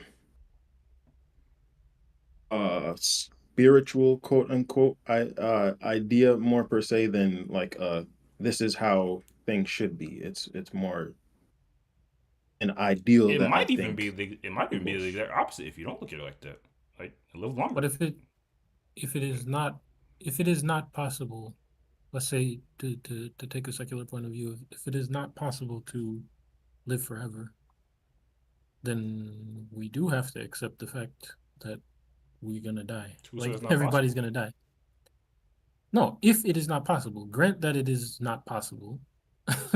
If you grant that it is not possible, then you are being unrealistic, and you are being you're holding on to something that is occupying your time when you could be occupying your time with the realistic I fact, mean, that's like or the that's not realistic that's inarguable. idea. Like, obviously, if something's not possible, why would we engage with it? But I'm saying this would determine whether or not it is futile or not, or whether or not this is objectively a good thing to do or not. This is the only thing that could determine that for someone who's looking at it completely in a No, I get it. I get secular it. viewpoint. And, well, I mean, I think there is evidence that there is potential for things that don't decay. Cellular decay is not necessary, and all this stuff. So I think there is some scientific backing for people who are saying, oh, this should be possible and we're going to pursue it. So I think that's where people are emboldened. But obviously history is not so much on their side. But yeah. This is true. We can lead right into your final thoughts on this matter. Sure. Any way somebody could convince you to get on the cloning train? No, it's a Babylon thing. I think I think the attachment thing is a problem. You gotta be able to handle that. First of all, the dog is You don't dead. really have to. No. The dog is dead. If you wanted to try to revive the dog, I would even consider that a little bit more rational. But you're creating another dog with the same DNA. Nothing. They mentioned spirit in in the article, which is extremely wild to me. First of all, they're just using but as I that said, life facetiously. It's not no one. sure. But as I said, all the environmental factors, the fact that it wasn't born at the same time, the fact that even a twin they have their own personality. So I think there's a certain certain irrational attachment that he has to the dog. And like I said, if he was trying to revive the exact same dog, okay, I think that's dismissive. Sure. But yeah, if he was trying to revive the exact same dog, I think he would have a better argument. But nah. I mean, cloning is just by some people's extension of the rationale for something living longer. That is not true. Like, it's less true to me than trying to revive the actual dog. I just don't know if that's anything to get hung up on. If this is somebody's rationale for this entity, this being is living longer, I mean, I completely disagree with the logic. Like, it's not. Like, it's just not. I mean, it's you. That's an ego thing. That's you. You want to believe that, and that's what you're putting onto this individual, which it's a dog, but it's not really fair. And you have a. I mean, the problem is some of this is like the way the physical, the philosophy of it, but by and large, it sounds like if you were to take the DNA of these things, there's no difference. So this thing is living longer, you could argue. Yeah, but we know that DNA does not determine a person. Who is we? Because twins have the same DNA. They're not the same person. We don't treat them as if they're the same person. They have different personalities. Twins. So the twin DNA is not the whole story. Fair enough. So I would say that he needs to reconsider his attachment to he already cloned the dog, so it's too late. But I think it's a bad idea. And I think cloning in general is a bad idea. I also think that, okay, we can say that whatever this method was, okay, you just took the DNA and put it into the egg of the dog that was already going to conceive another dog or whatever. But the dog that was going to get conceived, you're just overwriting that dog because you have the choice. I mean, okay, I guess that's a choice, and we could say that's kind of insignificant, but I don't know. It's strange. If that is the specific process. Other processes of cloning, I know that they usually lead to sterility, which is obviously not what God planned. And yeah, it's meddling in a way that seems like a bad idea for a myriad of reasons that we have already discussed. You know what's interesting? Again, I think by and large, unless I don't know. I think the popular or the consensus agreement is like we should avoid this. It seemed like there's consensus on here. It seemed like there's consensus a lot of people in comments. Although maybe it is like a resource thing. Maybe if more people had the resources to be able to do this, maybe they would. I'm not sure. But you know what's interesting? Especially like some of these last points we were talking about is like regarding letting go. Sorry for stuttering. This kind of reminds me of the dynamic. I don't know if you guys ever see this. It happens a lot in like unironically hip hop.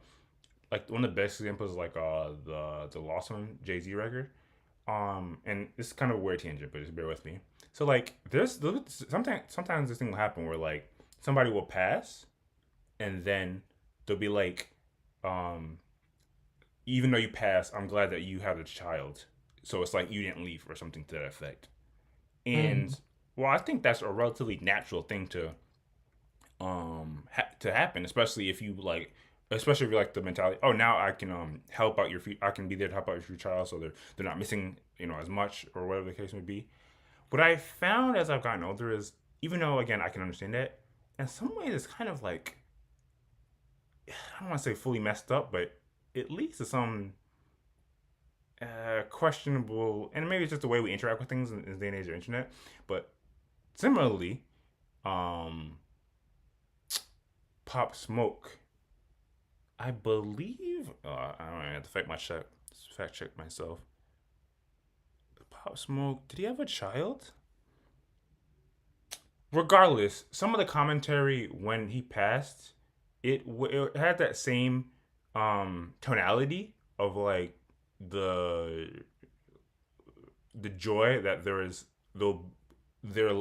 will live on, but you can also detect like the attachment that people will bear to these new entities, quote unquote new entities, and it's almost like it shows signs of like they're now putting that on this new being, like there's an attachment still heavily lingering.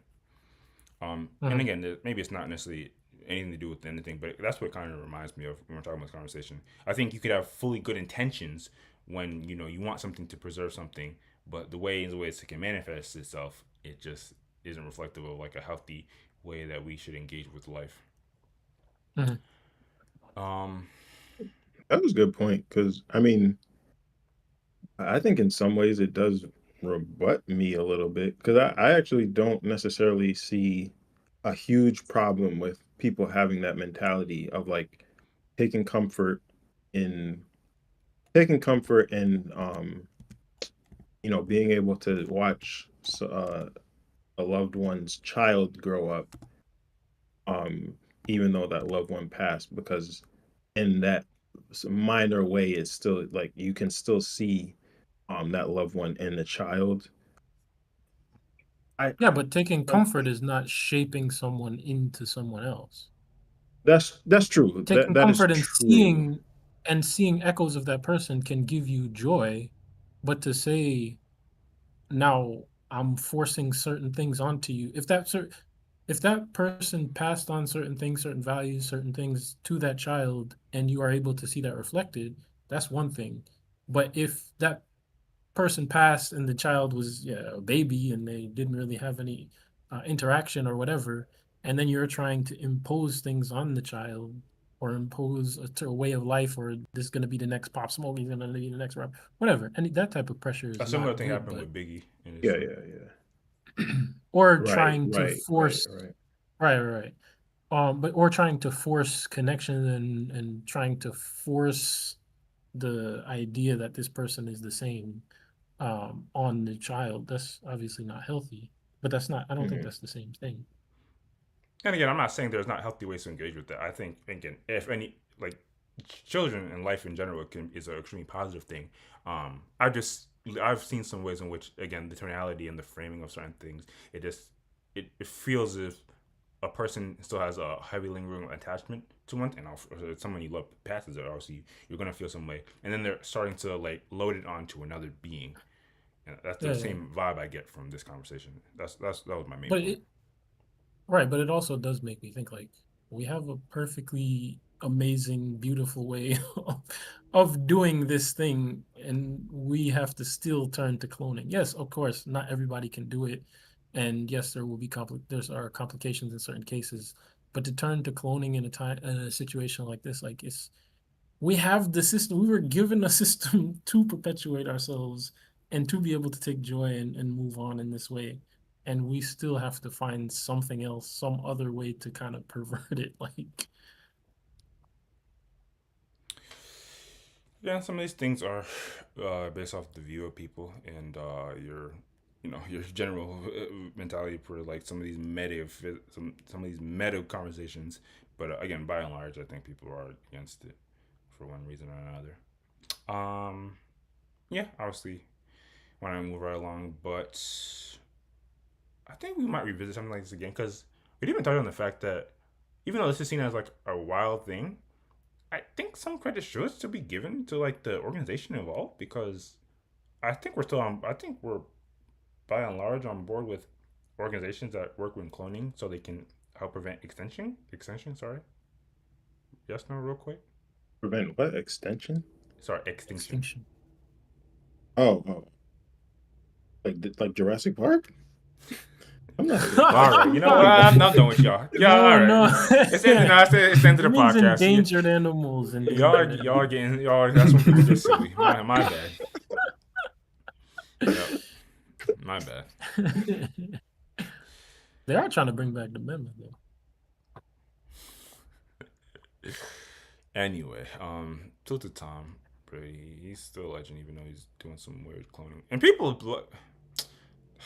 just love their pets too much. That's what it all boils down to. That's just what all.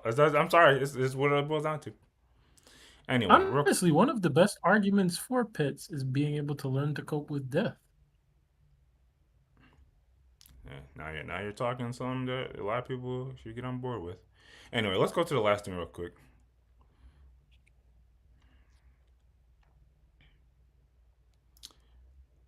Okay.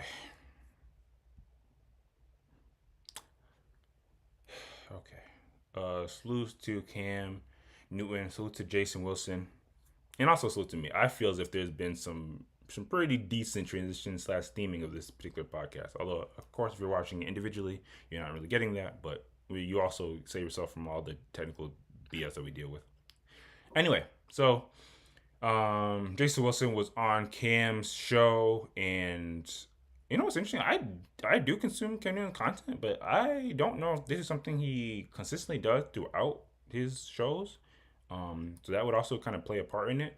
But there was a particular action or / symbol that Cam wanted his guests to do, and he wasn't really rocking with it. Let's watch and let me see what y'all make of this.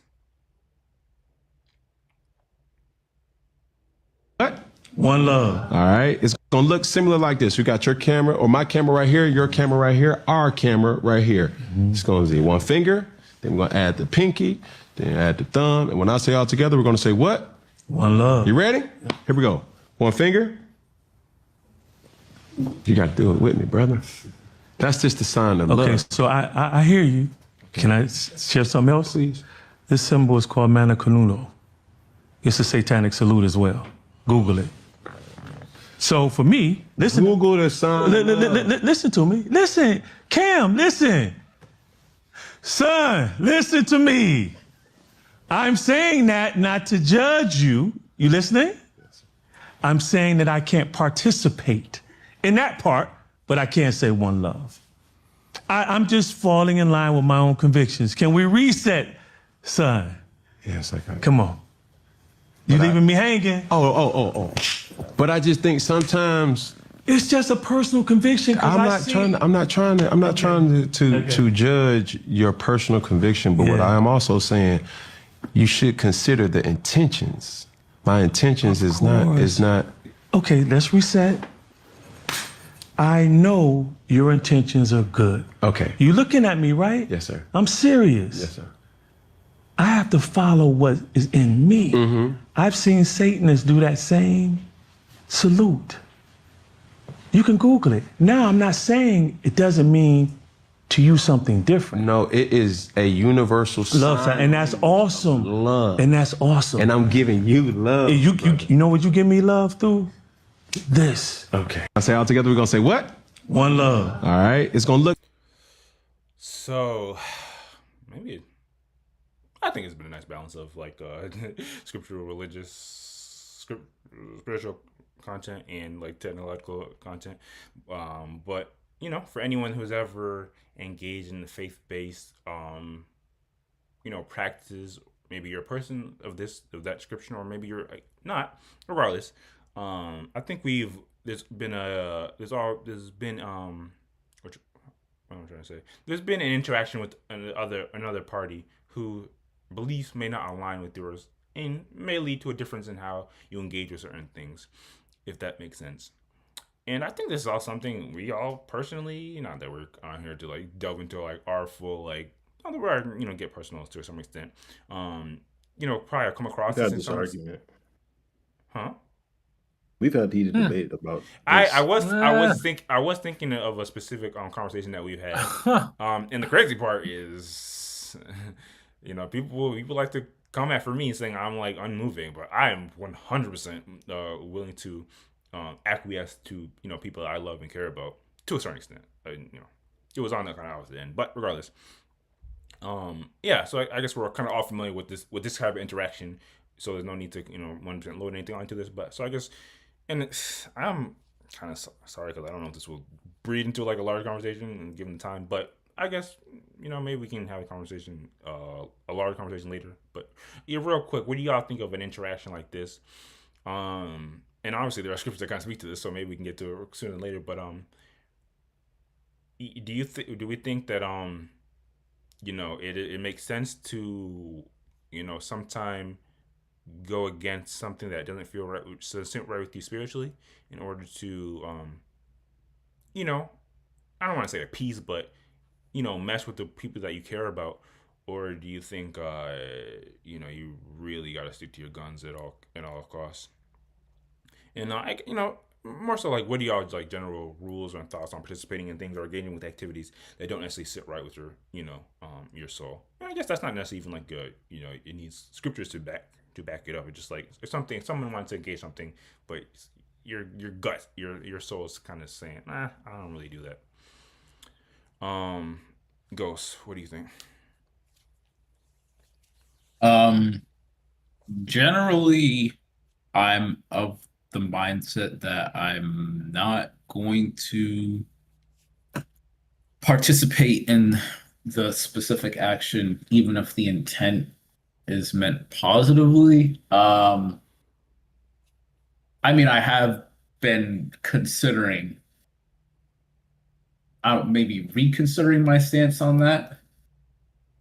I don't know. It is difficult because I think there's a balance between standing steadfast in holding your convictions, but also there's a balance of understanding the intent behind something. And if it's a positive intent, the unintended negative side of it, I don't want to say it can be overlooked, but it can kind of be forgiven. However, there also comes with that, if you're saying that negative part can be forgiven, are you just trying to make excuses to go along with this thing that you do not agree with for personal reasons? Like, for example, probably the biggest thing that y'all have experienced at some point is like family members that want to celebrate holidays like Christmas, Thanksgiving, all that, and it's not scriptural, and the meaning behind a lot of them is also non-scriptural in that it has some ulterior motive, but the intent is just, we want to go be around family, and I haven't seen these people in a while, just want to have fun, congregate, etc. And again, generally speaking, traditionally, I have been of the mindset that even though the intent behind it is positive, you're at the end of the day, if you're partaking in it, you are doing something negative. But I mean, it's hard to just say that's the blanket correct way of approaching it, because depending on your intent and I don't know, I want to say your conviction, but it's kind of shaky, because when you start getting into the intent or what's justifiable, then that opens the whole can of worms of, are you putting words in the Most High's mouth, so to speak, but you don't know his thoughts on it either way. So I don't know. I think if I had to give advice to someone that was in a circumstance that was similar to this, or where they were being pressured to participate in something that does not align with their personal beliefs, but it has a positive intent behind it, I would say to throw out the prayers, and depending on the way that you interpret, like, would the Most High, or would your person, if it's not a religious thing necessarily, if it's whatever entity that you are answering to, in a sense, would they co-sign it, or do you co-sign it within yourself, or are deep down are you just making an excuse because you want to participate in it? And I think that is kind of the best way, which isn't great, but I think that's the ideal way to approach a situation like that, because again, you're not going to have a direct line of communication with multi and say, oh, okay, so this is cool, all right, got it. I mean, there are scriptures that go into that. Evil communications corrupt good manners, that give you justification to not participate in it. But then there's also scriptures that talk about, like, when Jesus was dealing with sinners and doing things and interacting with people that would traditionally be considered evil and non-scriptural, but the way he did it and the reasoning for why he did it was justified. So, again, I think it's a tricky topic, but at the end of the day, I think if you're trying to force yourself or fool yourself into going along with something that you don't agree with, but because of a selfish reasoning, I think that's the number one thing you want to avoid. Yep. I'm definitely picking up what you're putting down. And yeah, that's probably one of the best examples of something a lot of us can relate to. I guess to put a little bit of humor in it. Did any brother ever mention, like, I don't know, it just comes to mind, but like the idea of like going to, like, just for the sake of sake, I'm not attacking anybody or speaking on anything in particular, like going to a Christmas party with like the intent to like rebuke people? I don't know about any stories, but you know that's 100% happened. 100%. That would be without a doubt. That would be a slick little roundabout. Oh no, I would just go in. Oh no, brother. I meant to I went there to so show I the could scriptures, but to that, teach. that pie was looking mighty good, so I just had to partake a little of that. But I was spitting the scriptures in between bites. Like, this has definitely been an example. Yeah, I think brothers went to the strip club. Like, All right.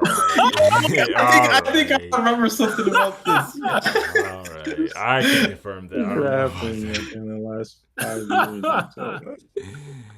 David. Brothers read the scriptures with a stripper on their lap. I just have to tip on this so I could, speak with it. That was the only reason. Yo. Jesus. Imagine if Drewski knew that. Like, oh my god. Yeah, that will make for a fantastic skit. Where he's cosplaying as Israelite brothers. Shoot each other. I definitely recommend that. Oh my god. But yeah, what about you, Wes? What do you think of an interaction like this? That classic dynamic of sticking to your guns and not going something that doesn't really align with your beliefs or it doesn't sit right with your soul.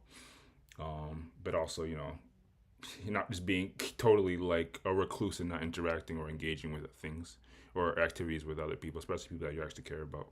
I'm curious to know what you would relay regarding this. As far as like the way that Jason Wilson handled it, like, I respect the brother and he did it well. And I think his approach was good. Like, he didn't feel comfortable with it. He expressed kindly, respectfully that he didn't. He expressed why. And he was like, I'll say one love with you, like, no problem. Like, but there's a line I'm not going to cross. And I think the advice that Paul gave as far as not doing things that would influence the weaker brother, he didn't want to be recorded, especially. I think he felt uncomfortable because he just feels uncomfortable with it. He knows, or he believes what he believes about the symbol, and that is where he's at right now, and that is what it is. So he believes it. And then I'm sure he didn't want to be on camera or recorded doing this thing that he knows to be strange and not in line with his values. And he could have made other people think, it's all cool, and whatever. Not that it's necessarily going to draw people into Satan worship, but they're going to be like, Jason Wilson did it. It's not a big deal, whatever. And he doesn't like that idea I'm sure, of sanctioning it by way of being recorded doing it. based on what he believes about it. And so I think that it is good that there are certain people and certain situations where we're not going to do what everybody's doing just because everybody's doing it, because there's not enough of that in the world. I think there's too many people who are just like, they just compromise either what they believe or feel or whatever, because, all right, well, the situation calls for this or that, and I'm here, and I'm just gonna let it slip this one time, whatever. Exactly. All that being said, I think there is a certain level of conviction that is at play. I think he realized that he got to a point, it's just it doesn't feel right, and that's okay. And I think if you get to that point and it is a situation where you're, let's say, at a gathering that you might not want to go to, or because you feel that, or you might consider going to a gathering that you don't support. If you really feel bad about it, like, just to simplify it, like, you're not obliged to do it just to do it. You need to continue to, if it's, scriptural thing, obviously, continue to read the word, continue to try to expand your depth of knowledge on the subject or whatever, talk to other people, and figure out what you're going to do next time. But you got to make those decisions on a case by case basis, and based on the people you're trying to interact with, based on the fruit of being there, fruit of not, or the consequences of not being there, example you can set, all these things. There's a whole bunch of factors. So to set a blanket statement, I think is kind of it can be kind of reductive. And Paul talks about the meat offered to idols as well. Like, it really is like a case by case basis. You need to know your values. You need to know the impact of this activity or this thing on your values, and you need to know the impact of the people around in that situation. And if you feel that you're influencing anybody into a way, or into doing something that you wouldn't advise them to do at their point in their faith or whatever it is, then you need to not do it. If you feel, no, it's okay for this time, you want to spend time with the people, you're doing it for good reasons or okay reasons, you're not gonna I don't think you're going to be chastised for it. Like, I think it needs to be something, but it needs to be something that you consider.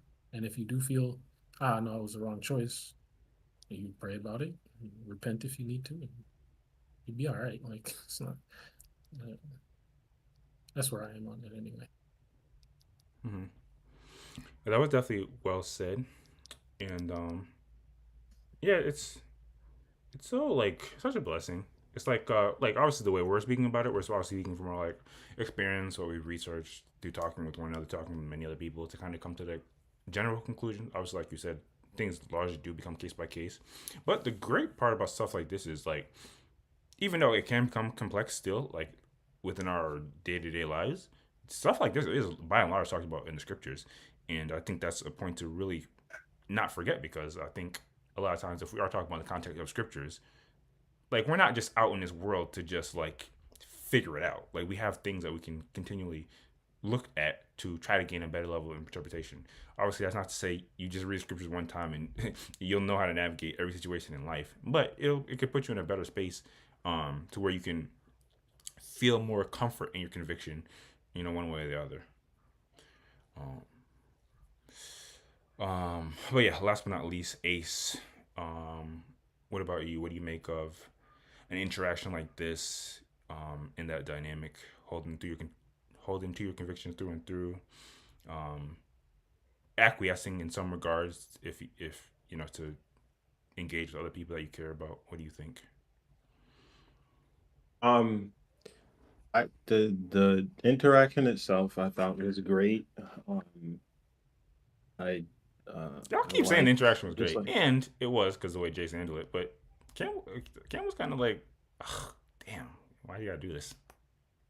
I mean, he was certainly disappointed, but he did, like, even on his side, he wasn't arguing per se, or, like, combative when he trying to get JasonWilson to do it either, which also could have happened. So I think on both sides, it was pretty much as good as it could get in terms of something like this. Just a super quick question. Is this something that like he usually does with podcast guests to close out an episode or something? I'm just wondering because it seems kind of weird to just do unless it's kind of like a set thing. I don't know. Well, Watch his stuff. that was my disclaimer beforehand. Like I'm admittedly not familiar with this. Like it would appear so. I mean, it seemed like it was something you would come on and like teach your guests to do at like an end, but I'm just not 100% Okay. sure. I think it's a safe assumption, but I can't be 100% sure. My apologies. Gotcha. No. Yeah, the interaction I thought was good, and then yeah, sticking to your convictions. I mean, I think you guys have pretty much said it. Like in general, I think you should stick to your convictions, and like thinking about this in terms of my life. Over the course of my life, that often meant having to, decide not to interact with certain people during certain holidays or whatever. And try to get that interaction in other ways. Or whatever it was, like not wanting to participate in I don't know. I guess holidays is the most obvious example. Obviously, like eating unclean foods and things like this too. Um, yeah, in general, I would advise just sticking to your convictions. Um, but definitely also could continue to evaluate those convictions. Like I would say, That's facts. yeah, like so this is a case like this particular example would be a case where I would uh I think it would put me like give me pause for a second, or try like make sure I'm not just completely shutting down what somebody's saying um just because I've decided it and I'm never gonna listen to any other viewpoint per se. Like I think it's still worth hearing a person out, and if you come to the conclusion that um I should still stick to, and stay firm in what I believe, um then yeah, you reaffirm your convictions. If you come to the conclusion that maybe I should rethink this, maybe this isn't maybe I am thinking about this in a way that's like overdoing it or whatever, um then you give that up. But or you could potentially end up giving that up, or whatever that might mean for the particular situation. But just like becoming rigid in any belief system without the ability to continually think critically about it, I think that can certainly become an issue. So yeah, just having the willingness to hear somebody out, and um constantly re-examine and reevaluate why you believe the way that you believe, I think is super important. Maybe even more so than just the actions of obeying just to obey, kind of. Yeah. No, you are 100% on point to bring up that, because one, it's always good to be reevaluating or just assessing rather, like the reasons why you believe in things. One, it creates a shorting within yourself, and two, we can evolve our way of thinking to either a better interpretation or something that doesn't serve us or no longer.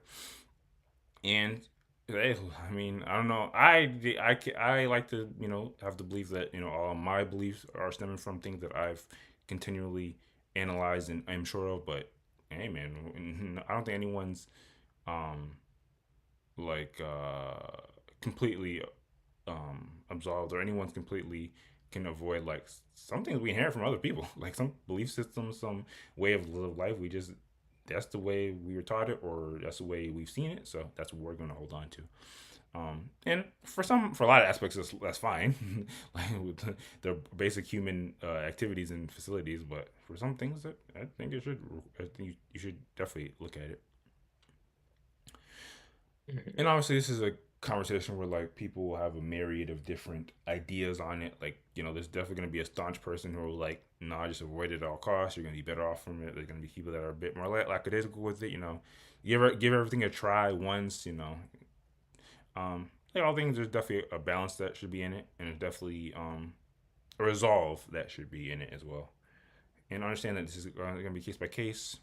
There's nothing wrong with consulting with people about it. You don't have to do anything. Doing your own research is obviously gravely important, like we mentioned.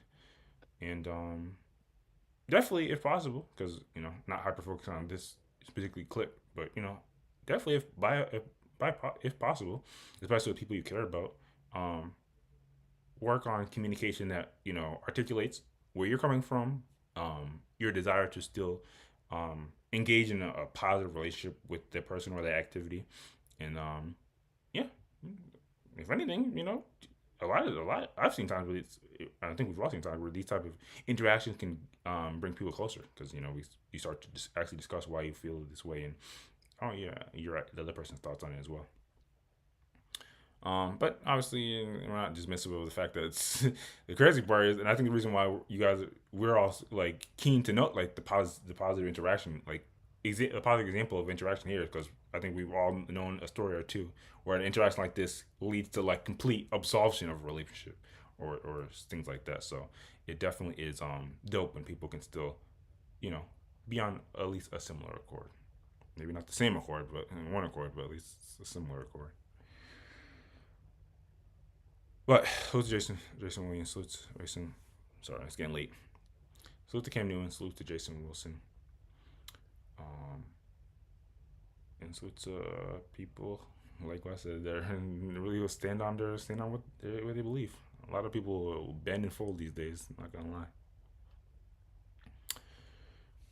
Anyway, I think that's about it. Even my tank is starting to get a bit empty. Oops. Nice. But before I'm completely done, I will always come on here and say thank you guys for coming on here and doing this podcast thing. Even through the issues, even through the lengthier time, we still muscle through it. And at least for my view, can be entertaining as well.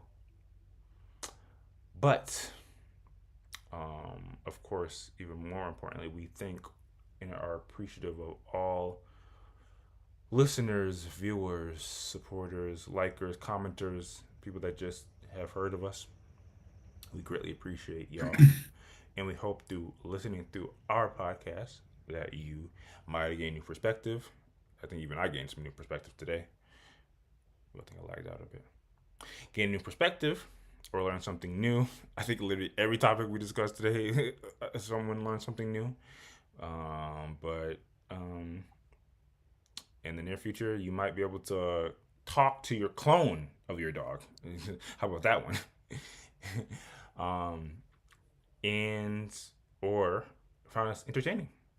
And if none of that happened for you, all we have to say to you is be warmed and be filled.